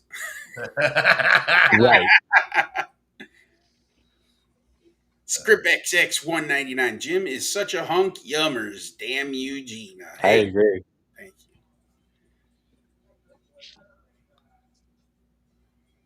Patrick Bellamere. Patrick gifted 1 Levy Hoss membership. Thank you, sir. Thank you for gifting. Paul Garazza, $1.99. Tom, were you huge A. Craig the third? Hugh A. Craig III. No, Hugh A. Craig III was never, the whole concept of Hugh A. Craig III is it was never one person. I was a heavy source for the um, algorithm of Hugh A. Craig for a considerable period of time, but I was not Hugh A. Craig III. Hugh A. Craig III was never one person because a lot of various people contributed. What's the character's name in The Princess Bride, Jim? The Dread Pirate Roberts, where somebody's the Dread Pirate Roberts, and then it's passed Right. on to somebody else. U.A. Greg the Third's kind of like that, except all the Dread Pirate Roberts kind of coexist at the same time. So, I for a big majority, I was the main source of information, but I would never say I was U.A. Craig III because it was multiple people, and primarily though. Don Barris was the one who would, do all the write-ups and everything like that. So that would probably be the answer. Morangi, $5. I love the community best about Perry's stream. Long ago, I gave up bothering making jokes for Perry. I only care if they land with the audience. I think that's the way to be too, because Perry's such a gamble with his reactions. You never know what's going to set him off. And your best bet is to play to the audience. And if he reacts, perfect. I think people enjoy when their comments go over Perry's head, but the audience gets it more than if he got it and the audience not so much. I think that's very smart. There are some people also that just do it for their own amusement. Like there'll be like a media share where it's like some random vid that that one person is dying about. Like Perry's like glossed over, has no idea what he's looking at, but one person who sent that in is like having the time of their lives. So that's kind of that's kind of what it is. I think people sometimes get disappointed where Perry doesn't go for their thing, but that's it. It's like fishing, you're gonna get him on the line, you're gonna lose it, and then you're gonna get him back. I mean, we're all guilty of that too. Like Jim, we've all gone through it. So I think you got to find, what's entertaining for you. Yeah. Rev Fug Lee, $4.99. Thank you. Since we're telling PCL secrets, I'll admit I'm also Burn Scarlet, Sergeant Harry Paratestes, Jack Goff, and Ty Fromberg, and with SJ son daughter picture. He's a lot. Well, we know. I definitely know that. I mean, not from knowing any behind the scenes information, but yeah, I definitely. You can get a feel for some people, right, Jim? Like the way they're at. You get a feel for people. When a Ghost Crusader bit's coming up and stuff like 100%. I feel like I know him. I feel like I know some of them without having to look. There's a way of looking, but.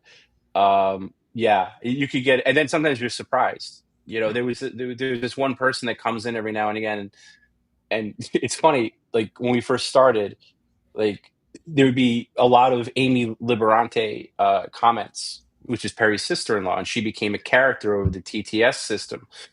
But there was one in particular, and there was this guy, and you knew it was the real OG Amy because she'd have the car, right, in the little emoji, right, and it would always be a killer comment, and that guy was also Dizak, and he was the one that started the.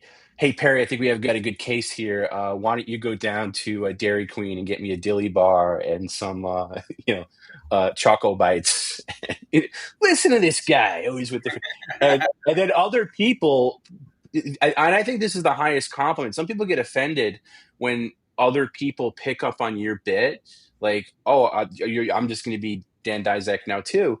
Or I'm going to be Amy, but I think that's the highest compliment when something's working like that, and other people decide to do it. Stuff. I mean, that shit took off, and most right. of the time, Or Bruce Willis, the moopy, chingy chingy, like other. And I think it's great. But Jim and I geek out because once in a while, and I think that the person, I don't want to say who it was or anything, but the person who did, we always refer to it as OG Amy. And once in a while, he comes back, and he's very busy. Must be. He's very busy. I'm not going to say what he does for a living or anything like that. And we've talked to him on and off. And then every now and then he comes back, and I'll text Jim. I'll be like, "That's OG Amy," and we get excited, like we geek out about it, or Right, like that's OG. That's so and so. There's somebody that does Gina Carano now. Um, that I'm never going to say who it is, but like I have a good feeling who it is, and because it's so biting and so. Those are my favorite. Like I go through favorite phases of like, but when it's usually at the start of the stream and Gina is talking about how stupid his tattoo is and how Perry might My girl forget to said breathe she's one day, and it's just like boom, boom, boom. And that's one of my all-time favorites. But honestly, but to what you were saying, Jim, it's like, yeah, you can get a read on people, and I think people that watch can too. We're not geniuses. And the Wilfred one is like a lot of, I don't guess a lot of people are, but it's just amazing. Yeah. You know, it just gets him every time. And I agree with Bone Loads. Make this a full-time show. Jim, you are so cool. Let's hang out one of these days since we both live in Florida. Yeah. Liar, liar, liar. I don't look at porn. Well, I accept a few times a day. What day? Well, a few times an hour. The rest of the time, I'm obeying Jehovah God. Liar. Lie. This fucking name is a I'm gonna get it's Isaiah, right? Gutierrez. I'm still not gonna remember. Perry and Marty Jannetty sure do love these girls. They're girls, yeah. They do. They love their women. Since he was 3 years old. Can't remember what happened yesterday. Remembers at 3. You gotta stop helping Jim. I'll never understand that guy's name anyway. Schlager, 1, 2, 3, $5. Thank you, Tom. How much to get the real RC on the show? That's what me and Jim were talking about earlier. That would be, that has to be the finale, you know, of everything. I mean, I've had conversations with him, not on the phone, but on and off, and I got real close to it one time, and then I pulled back because I got nervous about it. But yeah, I don't think it would take a crazy, you know, he would need to be compensated. And I'd want it to be, I mean, Jim and I talk about that. I would love it to be a live event where it's like a town hall style, and you have one person moderating. And I don't know who that would be. Maybe it's Chris Hansen, let's just say. And and Randy needs to be have protection, like, you know, because Perry would legitimately like charge at him, you know. Officer Lawrence would have to be on hand. He's the only and Dan and whoever the hell else, you know, and Perry would have to be dressed up like Hannibal Lecter when he's being transported, you know. So, but yeah, that would be great to have Perry get transported on stage in one of those straight jackets. Yeah, and like the crane with the wagon. Yeah, they roll him up there and that. I mean, yeah, he would lose his mind, you know. I mean, look at what he does with Tony now. Yeah. It's crazy. Like, even every show that his name even just comes up, he loses his mind. Right. His name was Tony Hawk. The Rotten Dog, $5. Thank you, Tom. I've seen what you go through online and that psychopaths you have to deal with. You are the one of a kind and great friend to Perry. Yeah. Oh, thank you. Yeah. So he's also a loving psychopath. I wouldn't categorize him as a full-time psychopath. He has moments. Yeah, like what Bob was saying earlier. Yeah. There's off-stream Perry is sometimes very different. Sometimes he's exactly the same. Sometimes you catch him, and I have realized this far in that I try not to talk to him in the morning because he's a miserable SOB in the morning. But later in the day, like he's very, like, you know, like yesterday, he was super cool. He was very thankful, and he was like having a nice night and going, you know. So yeah, I think, you know, again, I don't think Perry would be as popular if he was so nice and, you know, non-psychopathic. I think he'd be boring. Imagine Jim if he just accepted every offer with like, oh yeah, I'll do that for $100. Yeah, great, let's do it. Yeah, people would be like, what's the point? Yeah, what's the point? Reverend he gets real happy. Sent a $1.99 super chat. How do the neighbors put up with it? Reverend You should Fugly know sent a already. $1.99 super chat. How do the neighbors put up with it? You got to have great neighbors like Rev Fugly. Yeah. That's what Get a that's discount too in their rent, like $50. I think it's in Perry's been very since PCL started. Perry's actually been really lucky about who his direct neighbors are. They've been mostly pretty cool. And then there was a poor Chinese couple that lived there for about a year that didn't speak much English and were very confused by the noises coming from the other side. World's greatest person, $5. Can you make a kingfish voice tip and say it's Dexter Coleman? Say, man. He used to do that shit. Remember when we were on set there at the Wild Western? And Oh, that's right. He kept going into that. He'd fall into that. He'd be like up there, and this is the Old West, and he'd be up there like, "We gotta clean this town, fool!" Like he kept going into. We were like, "You gotta stop." Because he had a pretty good accent when he was the character. Silas Kane was his character. Yeah. And he had a pretty good like raw-ish thing, but you're right, he would slip into that like jive turkey thing, and he'd be doing a take, and he'd be like, yeah, there was one scene where we're all in the chapel, and he's talking to the townspeople about how they got to clean up because the sheriff's coming to town, and he's like, "You better listen to me, suckers." And we all just, everybody, including the camera people, we would just start dying laughing, like, where did that come from? He was like, he had that limp. You remember he was walking like that dog that got kicked by the horse and had like a broken leg. They had the same walk. Yeah. Walking around. Yeah. And that one girl flipped out. You remember that one girl flipped out? She wanted to kill you, Jim, I think. It was me. She was a sword swallower, and I was in character, and I made a joke that it reminded me of my grandmother. And she used to swallow all kinds of things. And I said, "But you were there, Bob. You might be my pappy." And then she flipped out. She's screaming her head off. And by the way, that was just like background extra chatter. That wasn't even like, you weren't even like Mike, because it was me, you, and Bob. Right. And you weren't even mic'd up. No. I know. There's no way nobody even heard it. But she flipped out. And that's when they they did a speech or something like that. Remember? Like, guys, let's not disparage somebody's lifelong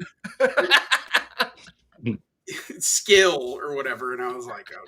Well, that's what it was. It was because she was a professional sword swallower and had heard that kind of joke so many times that it was like, but that's very on a film set where time is money. It's like, you know what? Save your tantrum until after we get it in the can. Yeah. I know. Not to mention, it's a fucking dark comedy here we're talking about. Right. Yeah. I mean, are we offended? Are we finding new things to be offended about at this point? Make a Hitler joke or some shit. You know what I mean? Right. Well, and I was worried too because she had got somebody else kicked off the fucking movie. So I'm sitting there going, "Damn, did I fucking screw it up for all of us now?" Get the fuck out of here! First of all, you're in tow with the reason the movie exists, which is Perry. So if push comes to shove, guess who's getting on a bus? It ain't gonna be you. You did say that to me several times afterwards, but still, I was like, "Fuck, man! I hope I didn't." That reminds me, to get in the weeds real quick. It reminds me, I was watching this Ed O'Neill interview, and he was talking about Married with Children and how much he hated the woman who played Marcy and how she hated him. I forget her real name. It doesn't matter, but you know who it is, right? And she has this wedding where she's and she's gay, so she's marrying a woman, and everybody gets invited except Ed O'Neill and who's the kid who plays Bud Bundy. Yeah. What's his name? Whatever. I can't think of his name. David Faustino. Yeah. And they don't get invited, and they're kind of upset. And then Ed O'Neill goes to him, he's like, "Hey, what the hell is this? Why aren't we coming to your wedding?" He's like, "Oh, you'd get there and you'd laugh." And he's like, "Yeah, I'd laugh because it's hysterical. You look ridiculous." And she's like, and then she starts pushing, like complaining to producers about him. And he pulls her aside and he goes, like, "Do you see this?" He's like, "This is a button that I have." He's like, "If I want you gone, I push this button because I'm the star of the show." He goes, "You don't have this button." He's like, and that's kind of the same thing on the set where it's like, are you real? I mean, again, what was she there for 2 days? Yeah, something like that. She was there for a while, but it's like Most of them But were. I don't remember any big scenes with her. You know, we didn't have any scenes with her aside from that big thoroughfare thing. But The only time I was in a scene with her after that was when she was on stage, and I was just in the crowd, and that was. And then she had a scene on her own where she's on a horse and she's sword swallowing, and then she cuts somebody's rope while they're getting hanged or something like that. I mean, is there any other trick that you have up your sleeve? I mean, Right. She was a character. So was a lot of people there. yeah. Marangi, $2. I think he has to be scammed into getting a car. Yeah, that's a thought. Yeah, I mean that's going to go with everything, right? Moving, car. Everything's just got to be a scam. Just Yeah. get to Florida. Yeah. Patrick Bellimer, $5. Thank you. Thanks for all the laughs, Jim, Tom B, and Bob. PCL for life. Yes. You're welcome. Dio Brando Productions, $1.99. My dream crossover is Perry and Tom Wiseau. Wiseau. He's the one who did The Room, which is that horrible movie that's cult classic. But if anybody could make a stupid Perry movie, it would be him. He's got the resources.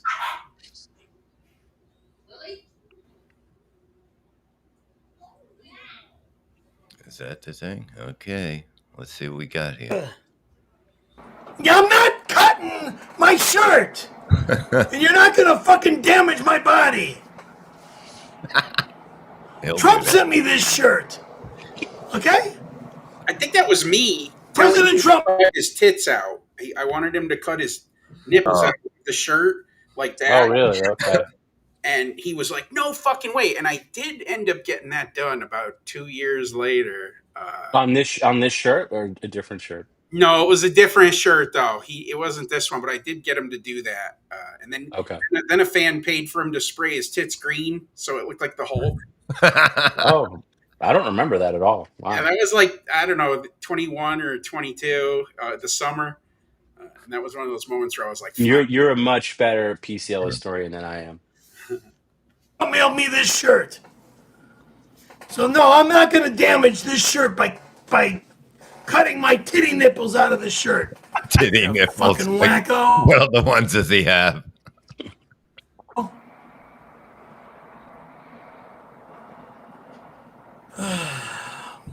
I will be in the snow. Weirdo. There's the Justin Bieber photo. Well, wait a minute. What? He's got a Justin Bieber picture? Oh, you don't know about this, Bob? Oh, boy. No. That's old. That's he thought he was dating Bieber's mom for a while. Am I right? Oh my God. Or he was good friends with her or something, and he wanted to date her, and it was a. So he met her once on Big Three, yeah. Okay. He won't give that picture away either. We tried to sell it and stuff like that, and he's like, "No fucking way." I haven't seen it like in the room. Like, where is it now? It's on that wall where his Hooters calendar is. Really? It's over in the corner more. Wow. It's either below or above his daughter. I think it's above. This came out with it in 1979. Dr. Gunk, since you're $10, let's go ahead and pop off that shirt again. What will it take to get you to drink a small cup? Fuck you with the olive oil! God damn it, I'm not drinking any fucking olive oil! God! Shirt off. There's no olive oil drinking happening! We had him take his shirt off a good 3 or 4 times. I'll take the shirt off since you paid the $10, but there's no olive oil drinking! God damn it! How long was this first stream, Jim? I feel like it was a couple hours long at least. Would you say 3 or 4? Somewhere it was 2 hours and 42 minutes. There it is. Oh, wow. Jesus. Wow. Imagine doing a stream 2 hours and 40 minutes. Yeah. Oh, that's a breeze now compared to how long did he, like, he was able to hold his pee back then, right? Like, pretty good. He still pissed a lot, but it was like he would hold it until he would just get pissed off at a comment and then he'd dart off. Yeah, I feel like it was like twice an hour. Maybe he'd go to the bathroom and pee. But now with the, I mean, it's so weird to say it out loud, but now with the diaper, I just feel like he considers it like a luxury item. Like, I can just let go anytime. And there's times where he's like leaning forward and there's like, and I'm like, and now I know I could just tell the look on his face. I'm like, are you peeing? He's like, yeah. Yep. I would love like a 15-minute clip of him just peeing and farting like back and forth because of the faces. Would you now, Bob?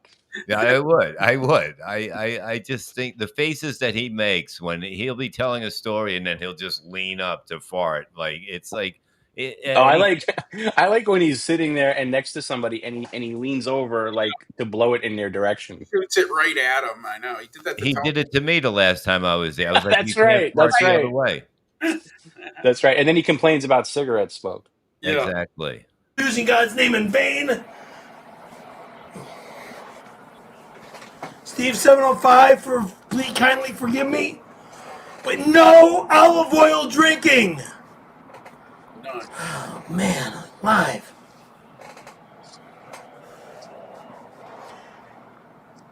$100,000. I'm tired of fucking doing. Look.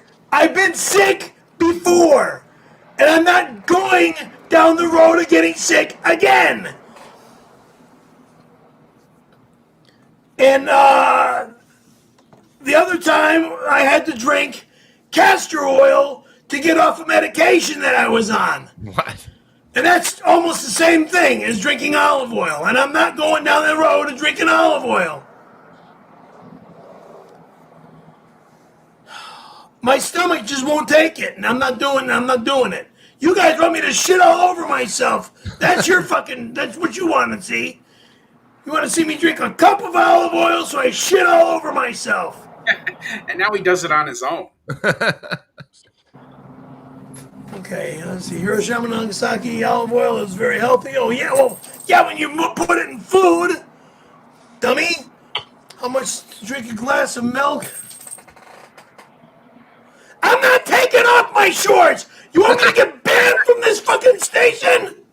That was another trope that was kind of funny about the OnlyFans streams, was he kept saying, I'm not going to show my ass. What do you want me to lose my stream? This is OnlyFans. It's only for fans.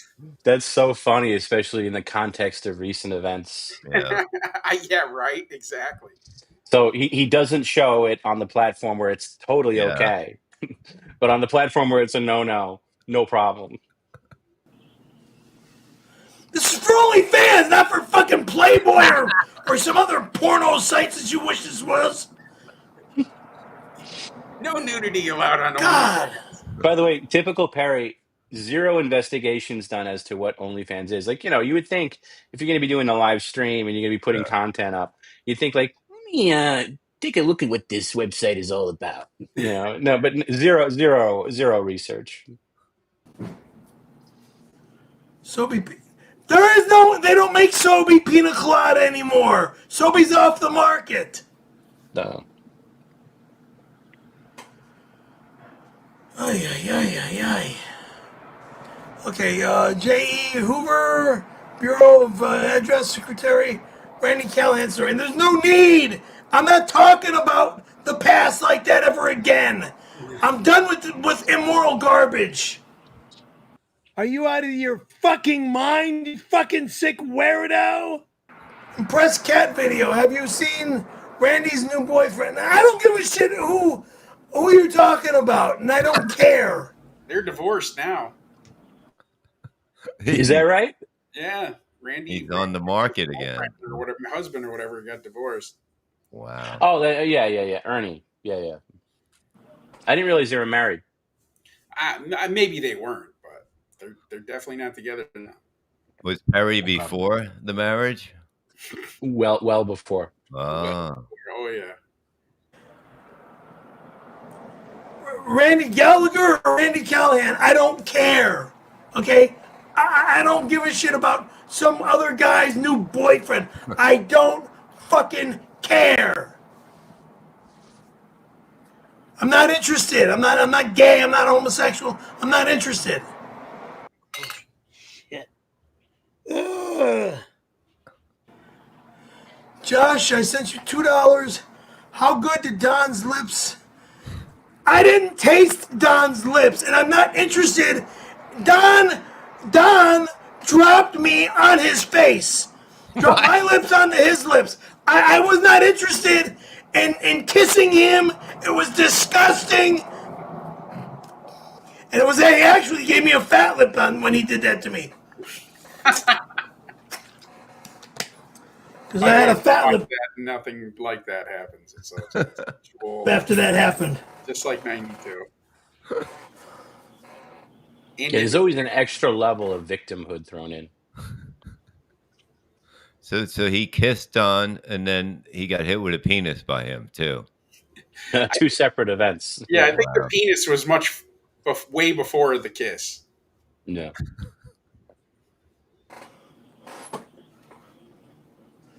Good evening, Skimaster. When does your post-election pool party start? And are we allowed to swim nude? No fucking way. First off, you're not allowed to come here. Second off, you're not allowed to go into my pool area. And third off, I won't allow anybody to swim nude here. Dustin, can you say hello to RJ? He just had a baby and became a witness. Well, congratulations, RJ. Congratulations.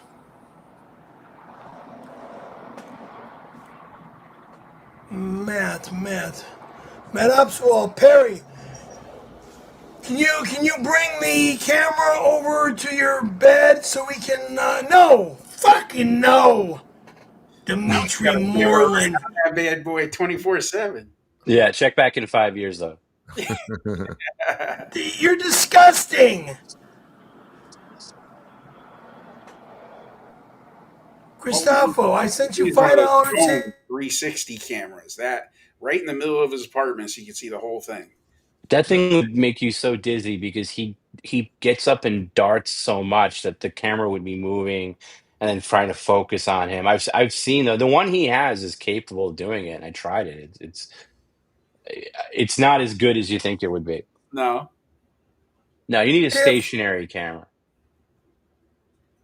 How long did you weep after Sheba died, and how often do you visit her grave? Is she also still haunting your apartment? I never visited Sheba's grave. I didn't weep at all. She was gonna be dead soon anyways. She was so damn bony, skinny, under malnutrition. She barely ate any food ever. And she was this ugly beast of a woman. So no, I'm not. Just don't even bring up negative, despicable, disgusting past like Sheba. So he slept with her, right? Oh yeah. Yeah, it's before my time, but apparently, I know about as much as anybody else. Okay. Jonathan Batting, I sent you $1 tip. Thank you, Jonathan. Guys, I'd appreciate tips, but $1, $2, $5, that's not really a tip. That's like misery. Even back then, he was a fucker.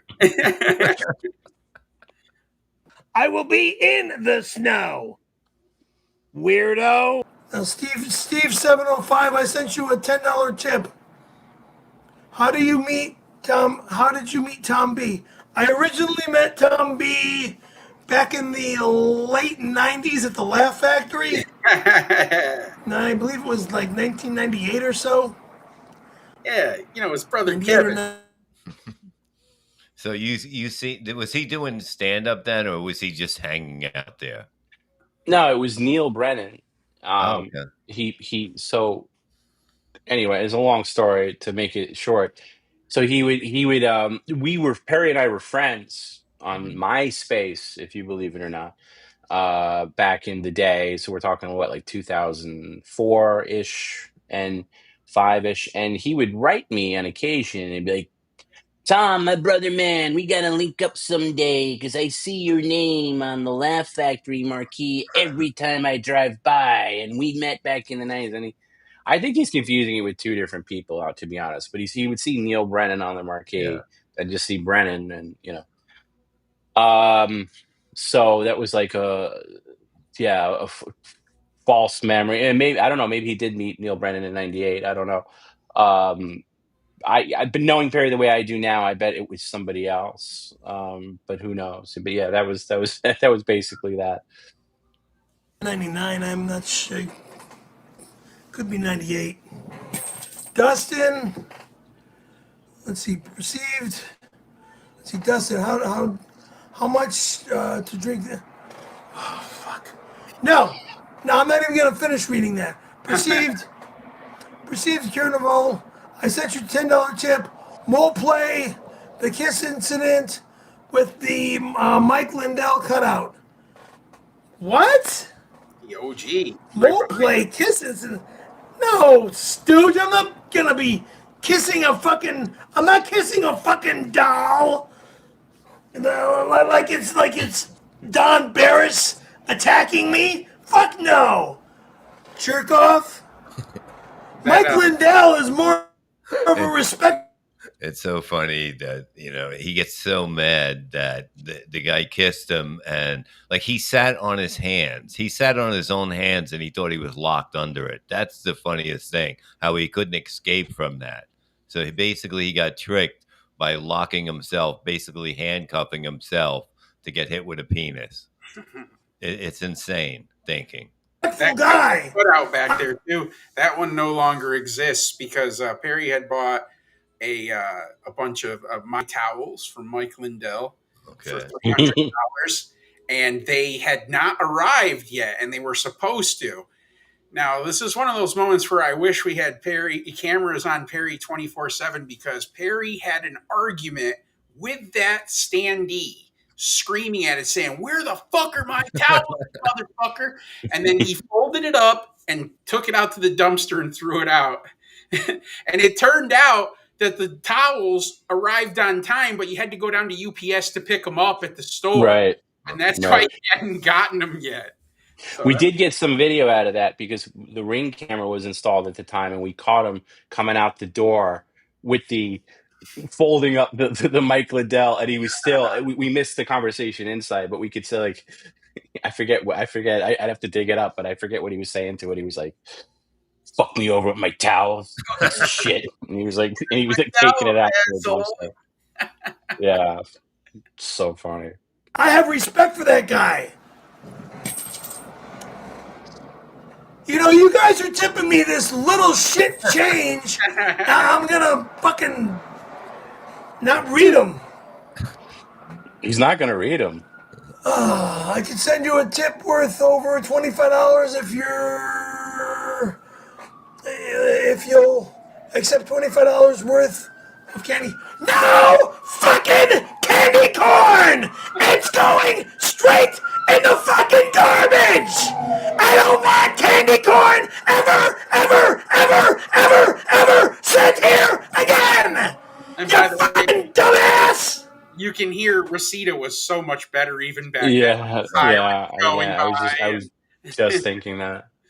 It's brutal there, man. He's got to get out of there. It is a shithole, man. It looks. How long before he gets to Chile? I'm not sure. We'll have to see, I guess. Gray, I sent you a $5 tip. Can you give a shout out to my friend Amanda Suckenfuck? Let's see. Just say I love Amanda Suckenfuck. Also, if you have to take a shit, can you do it on camera? No fucking way! Executive camera only. Exactly. That's where the big money. Bob Sims came out with it in 1979. Send me $1,000 and maybe I'll do it. I'm not chugging fucking olive oil. Are you out of your fucking mind, you fucking sick weirdo? Josh, I sent you $1 tip. Perry, do you think Don will ever allow you to go fuck yourself, Josh? I'm not gonna kiss Don. All Don wants to do is anything he can to fucking make me weak to where it looks like I'm kissing him. But he dropped me on his fucking lips. How does he drop him on his lips? The fuck? Me up off the ground and dropped me on his lips. Fucking low life piece of garbage. I'm basically done with Don Barris and Mole because of their immorality and their despicable drug use and garbage. They don't help me. They want to fucking poison me. Immorality and crap. I'm done with that shit. Shit. Ugh. Answer me this. Why are you naked? I'm not naked. I only have a shirt off. I still have shorts on. Still has those shorts too. Yeah, those shorts do a lot of shows. Still works. Why would you get rid of something that still works? That's right. These are the best shorts ever. Yeah, we probably put horrific things in those shorts by now, I'm sure. Yes. Gray Italians age like semen stuffed cannolis. Okay. Not gay Italians, gray Italians, so yeah. Okay. Jonathan Batting, he sold the copper for his AC. All right, whatever. Hiroshima, Nagasaki. How about $5 to pop those shorts off? If you want me to lose my sight, that'll cost $5,000. Okay. He was pretty cheap back then, only $1,000. That would be quazillion dollars. Yeah. But I'm not losing my sight, so no.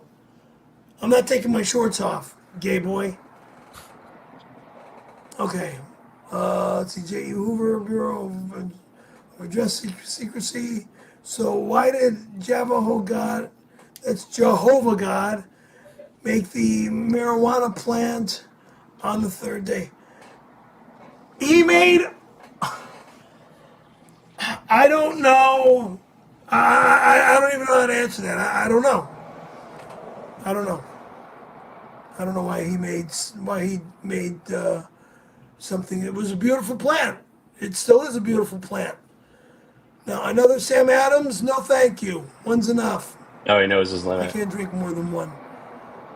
See, can I eat your ass? No. I will be in the snow. Weirdo. Arizona, I just missed it. And somebody just came to my door. Mind you, he's supposed to be detailing the election. That's right. You forget. He's supposed to be giving impartial coverage. Right. What is it? I think this was the very first fillet of fish. And he loved it, right? Yeah. And Pre-ring cam, of course. Oh,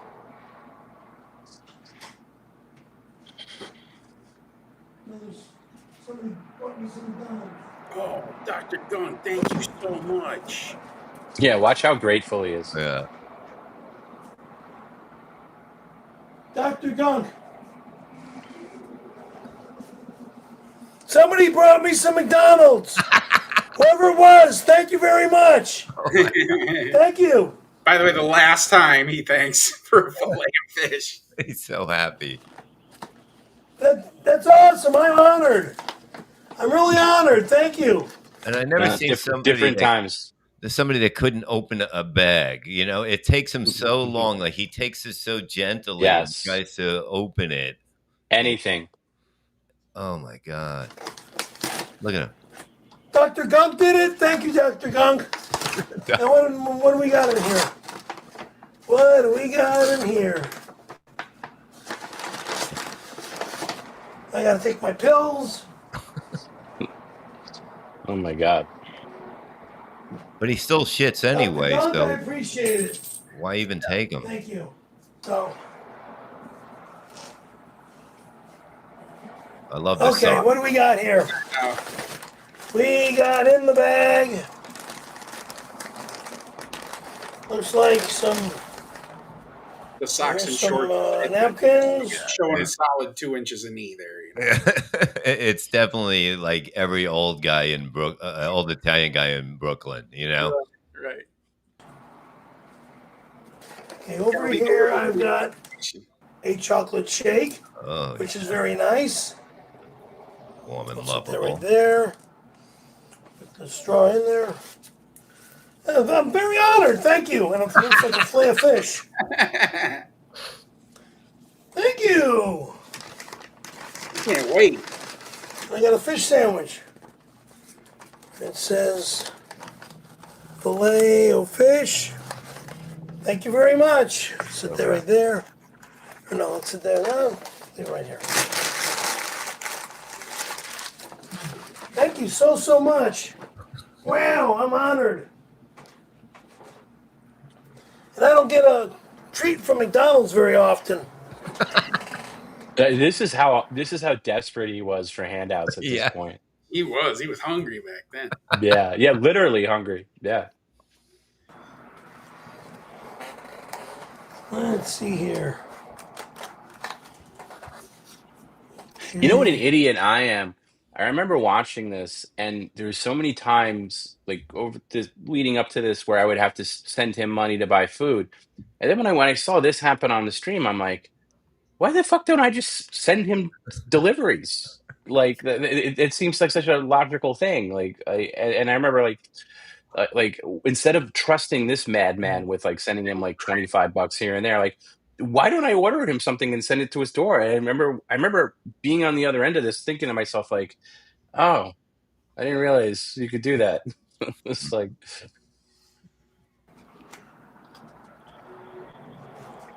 yeah, this is gonna be a good sandwich. A fillet of fish. Ooh. It's got tartar sauce on there, which I'm kind of allergic to, but I took my pills and cheese. So again, like I said, I took my pills. So I'm gonna have a bite.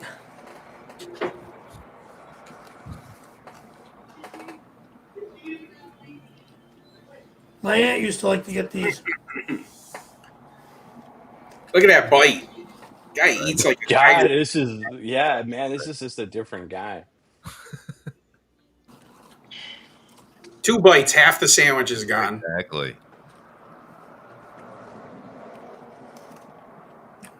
Back when she was alive. It's a nice treat. I don't eat McDonald's like I used to, but it's a nice treat. Thank you. Bob Sims came out with it in 1979. And now, fuck. No. Forget about it. Not gonna happen. I'm not gonna dunk my fillet of fish in a fucking gallon of olive oil. You're sick.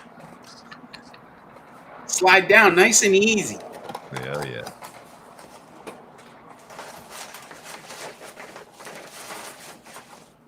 That was a good fillet of fish. Not for the shake. Wow, it just gets better and better. Yeah. So happy.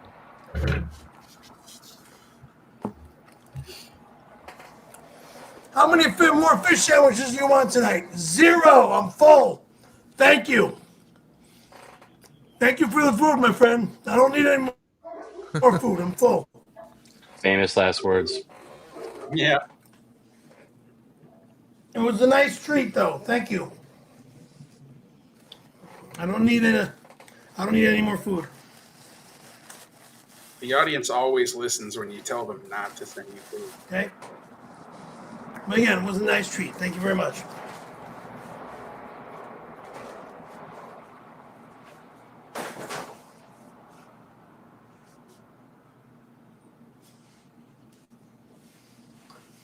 I got people like coming at me from all ends of this freaking planet. It's nice. It's nice.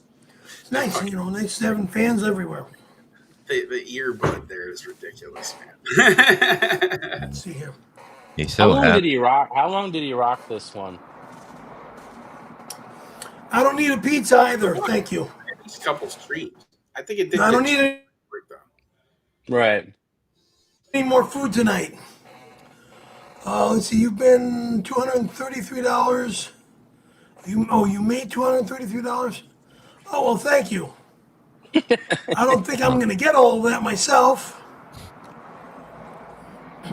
That doesn't mean that I get all $233. I wonder what OnlyFans cut was back then. It probably wasn't 30%, right? Yeah, it's definitely. No, that's definitely the worst in the industry. I don't honestly I don't remember. Thank you. Keep it coming.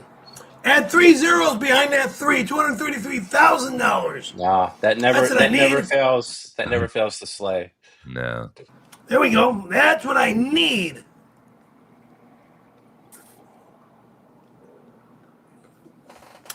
So I can go buy myself my new truck. After the last one that got totaled. How many trucks, how many vehicles did he total? Just the one, as far as two. I mean, the one, the Cutlass in '79, and then the truck. Yeah. Perry, food review video that the kids call, let's see, mukbangs or viral video material. Good stuff for only content. Chocolate shake from McDonald's, very, very, very good tasting shake. I took my pills, so I'm in good shape. Good. For now, until I need to take a dump. You only shit 7 times today instead. Exactly. Those pills don't work. I give myself about a half hour, maybe an hour. And I have to use the toilet. He doesn't even need them. He probably had a friend who took them, and he's like, I need it too. Yeah. And no, I'm not going to videotape myself sitting on the toilet taking a shit. Okay, that's out of the question.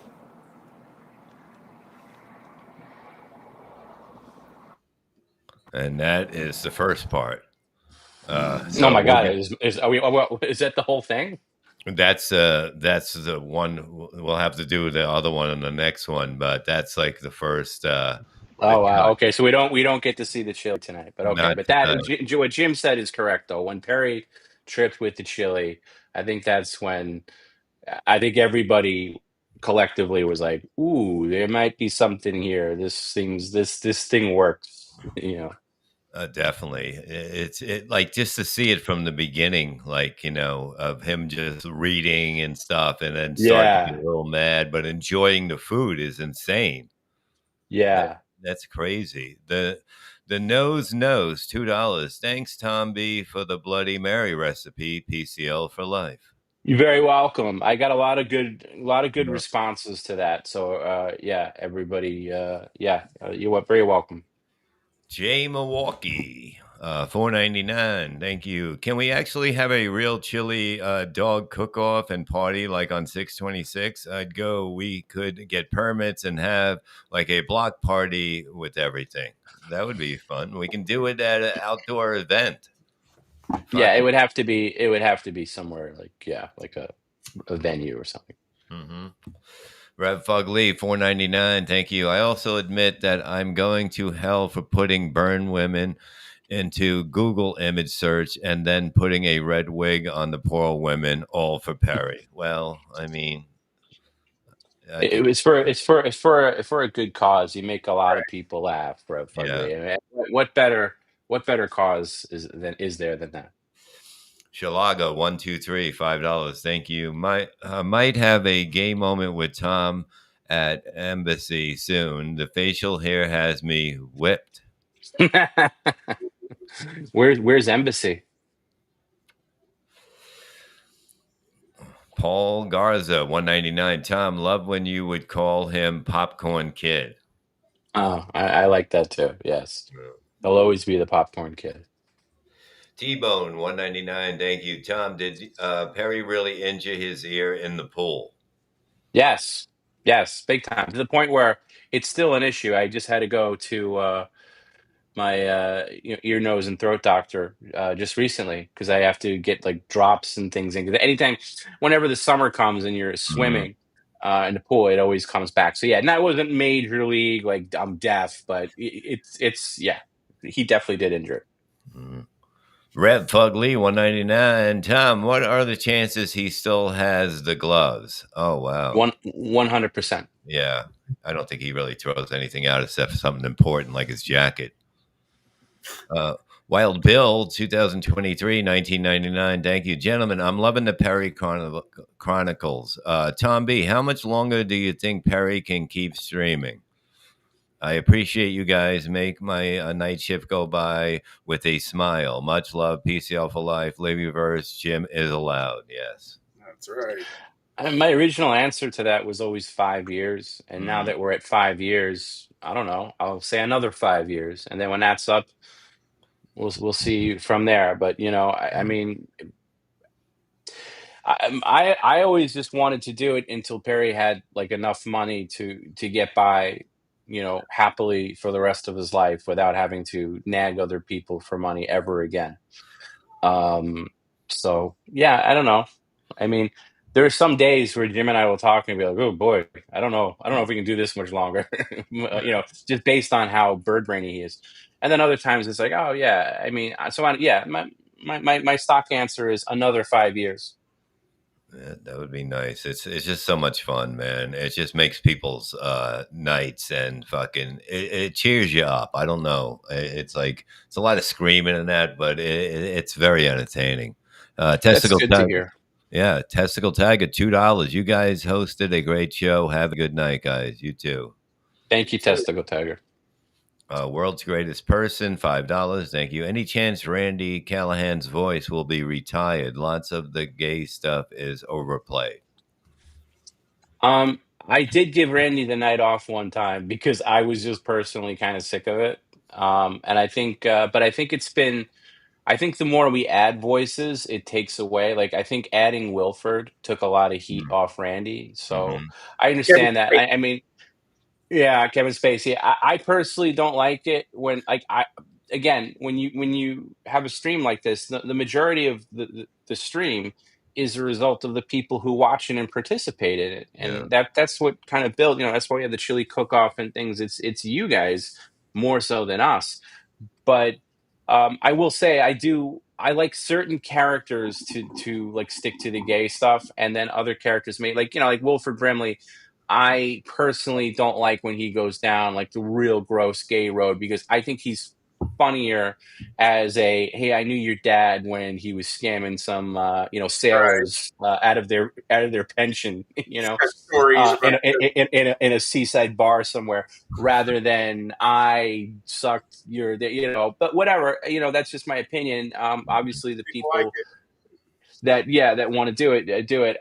So yeah, I understand what you're saying. It's hard to you can't put a censor on that. You know what I mean? So what are you going to put on the site? Like, only use this voice for this? No, you can't do that. People do whatever they want. Yeah. Everyone, I want to admit that I'm a closeted homosexual. I act like a tough guy and a perv with the ladies. The only reason I go after Tony Hawk is because I secretly want to blow him, just like Randy. I wouldn't doubt it. Oh my God. Hero Trom, Hero Brub, Hero Big Gore, Re-Remove, Restart Jim, where isn't Grina Karuno, Shri Shro Sexery, Shimrek my nude rogue grow right big grow. Okay, bribery. Raging DeVito is like my favorite. Yeah. Oh man. Zach Hoffman, $5. Thank you. Bob and Tom B. My all-time favorite stream was New Year's Eve 2023 into 24. The stream was epic and really made me a hardcore fan. Enjoy the break, boys. Cheers. Thank you. Yeah, that's when Bob was there. And Yeah, Bob took a nap in Perry's bed, which I've never done. That's right. It's so weird that he never goes under it. He never goes. Right. It's the weirdest thing.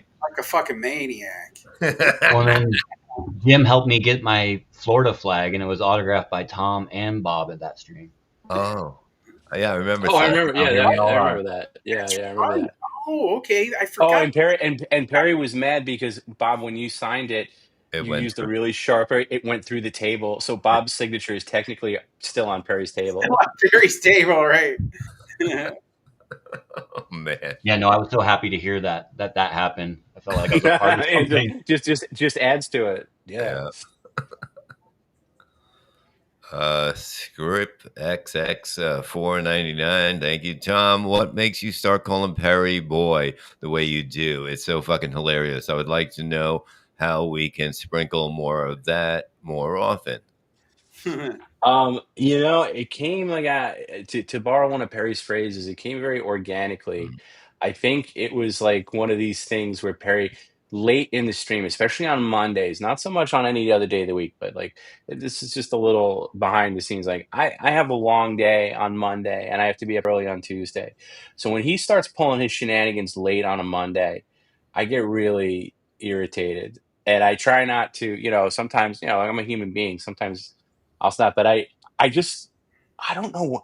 There was something about like the like stereotypical like Southern, Yeah. like Jackie Gleason and Smokey and the Bandit when he would be talking about the bandit, like I've been chasing that boy from Texarkana, and I just kind of had that in my mind. Not obviously there's implications of like the over the top, tall hat, Southern plantation over, Southern plantation owner with a big glass of lemonade and a straw in his mouth. But it was more like the Jackie Gleason Smoking the Bandit, and I was like, listen, boy, why don't you go in there and and the way and honestly, it would have been a one and done if but the way he reacted to it, he's like, boy, Yeah. you're gonna call me. So I was like, oh, okay, this is going in the rotation.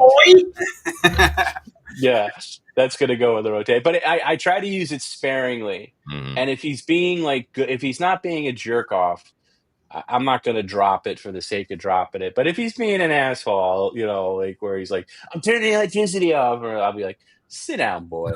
I do like, and I also like it when people put it in their comments, and the tip comment says it, or like Wilford Brimley says it, like, sit up, boy.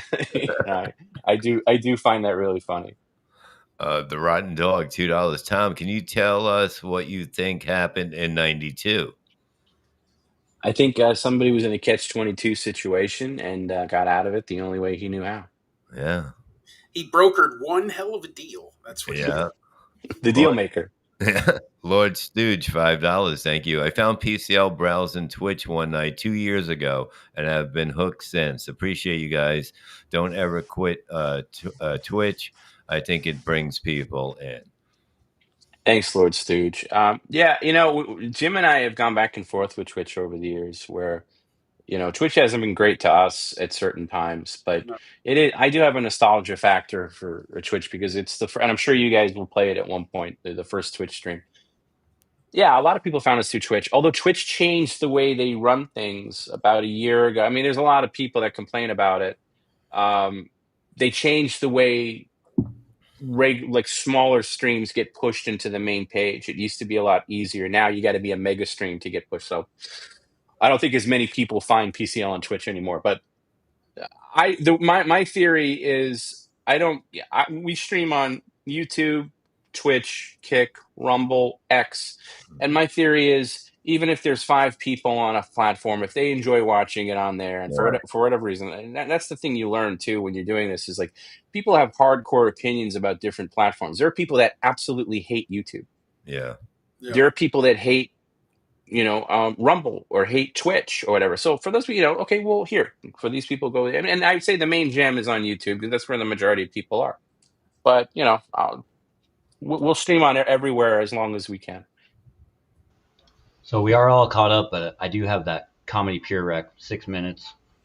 You want to catch it or you want to save it for next time? What do you think, guys? I say save it. Yeah, because it was interesting, totally interesting. You know what I mean? But that's just me. I'm just a guest. It's your guys. You're the host. No, I think I agree. Next time. Yeah. It was good to get the first one out and have an idea. You know what I mean? Just the stories are great because he is so fucking unique. I mean, like, what kills me, like, he gets so excited when we go out to eat. Like, it's like especially when he brought us to that sushi place. That was his sushi place. Oh my God. And he was like, he was going to teach me how to eat with the sticks. Like, he was so mad because Yeah. I wasn't going to eat I gotta it. find that. I remember recording that, and I couldn't find it. I gotta dig that out. The sushi thing. Yeah. Hey, Bruce. Bruce. Official Poor guy. Bruce Willis, $5. Thank you. Moop Moop, Chingy Chingy, Bob Levy, Perry, Gloopy, Meek, Chingy, Keep Perry on Moop computer, Chingy, Sad, sorry, Robin, Honey, Meep, please. Look, Bruce, do us all a favor and get off the computer, please. Demi, please get over there and help him out. So, Bob, last question from me. Yeah. How long did it take you to become, because you're a guy that like I admire, because I remember listening to you on like Stern, and you would do these tours with all these whack packers who Perry would fit in with really well. Yeah. And you're really good with that kind of, colorful type characters, like your Beetlejuice, or, you never got to meet Hank, right? He was gone before No. you. Yeah, Right.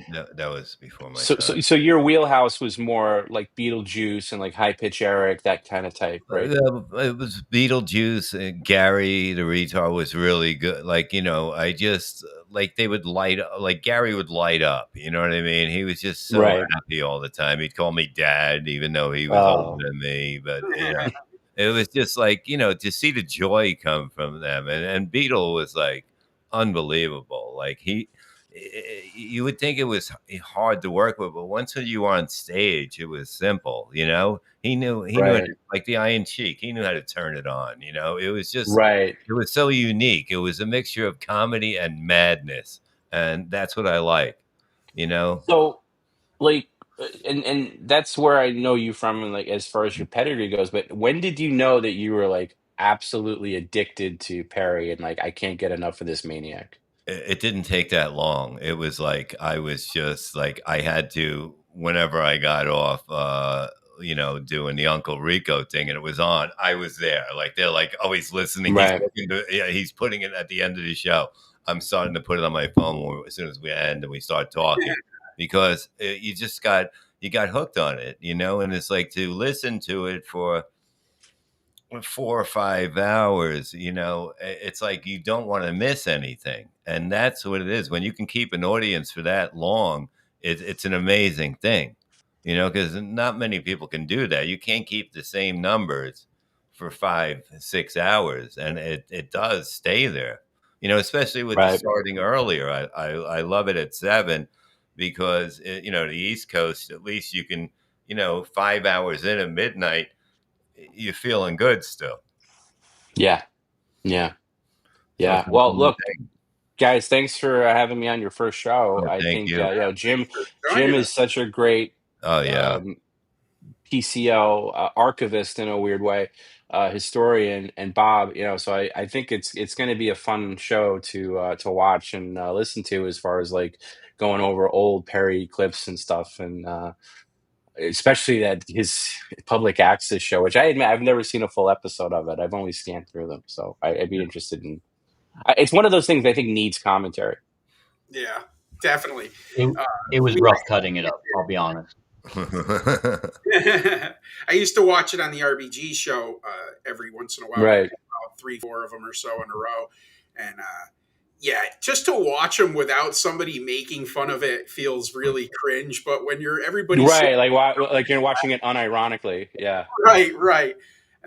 And we used to keep a running tally of how many times he groped a woman on the show. I think there were about 110 gropes over the course of like 16 episodes. Yeah, he is very handsy, ScriptX $4.99, thank you. Tom, why does Perry refuse to honor his signed contract that between you and him? Him being happy to sue people. Well, listen, he's going to honor it eventually. He may not know it yet, but he will honor it eventually. That's the contract, by the way, to remove. I want you to draw me like one of your French girls, wearing only this. All right, baby, you bring it. I got my pencil. Give me something to write on. Well, thank you guys. Thank you, Tom. Enjoy your break. And Thank you. Jim, it's an honor. That whole 15 minutes seemed to go by so fast, huh, Tom? Yeah. I know. Yeah, that was well. It's funny because I sat down in here to watch the show, Yeah. and then all of a sudden, I was waiting. I was going to just watch and be like, oh, okay, I'll wait for my cue, and then all of a sudden, it's like, oh, hey, here we are. But yeah, this was fun. You know what it is. You watch a lot of these streams, and you could tell the people that the people on the screen are interacting with don't really care for each other, or don't really. There's no chemistry. But you know, like you guys are my friends. Like I talk to you guys all the time. Like, but Bob, I love Bob. I love Jim. Jim's one of my best friends. Bob's a great friend that's come in. So it's just natural when you could tell there's a real chemistry, and we all have affection for each other. You know, including Perry included. Yeah. And and Garrett's not here, but Garrett's the same. And when we're all together, it's fun, and that's fun. It's not a strain. It's not stressful. It's not like, oh, I got to do a thing with this person, Right. Yeah. So when Bob, I didn't expect to do it. In fact, I had to figure out how to get out. I don't even have a camera, so I had to use my laptop like an idiot. So anyway, yeah, it was a pleasure because it's like hanging out with friends. Yeah. Absolutely, man. So PCL should be back sometime in July and that stuff. Well, we're gonna do a members Patreon stream for sure in the next couple of weeks. After that, who knows? I don't want to. We don't want to set like a date because then you gotta honor it. So I don't want to say this in time. But yeah, we're all gonna enjoy some little R&R. You never know if Perry's gonna drown before we get back. So that's true. That is true. That is true. I can't wait. You got to get him on the phone and tape it. I'm gonna have to call him tomorrow and ask him about it because that's not something I've heard of. Yeah, no, that'll be great. And enjoy your vacation. We'll figure out when we're gonna do the next show of this with Jim. And thank you, Psych, for cutting up PCL Live. Join up, do whatever you got to do, and check out some of the older stuff there and whatever, man. And we will see you real soon. Love you guys. Asked him to blow him, and he gave him a hand job. Turned Perry into his whore. Perry's a gay man now. Take care, everybody. Perry's a gay man now. Callahan sucked him up. BBC fellatio to get a moody job. Brady couldn't get him the subject, but he made him jerk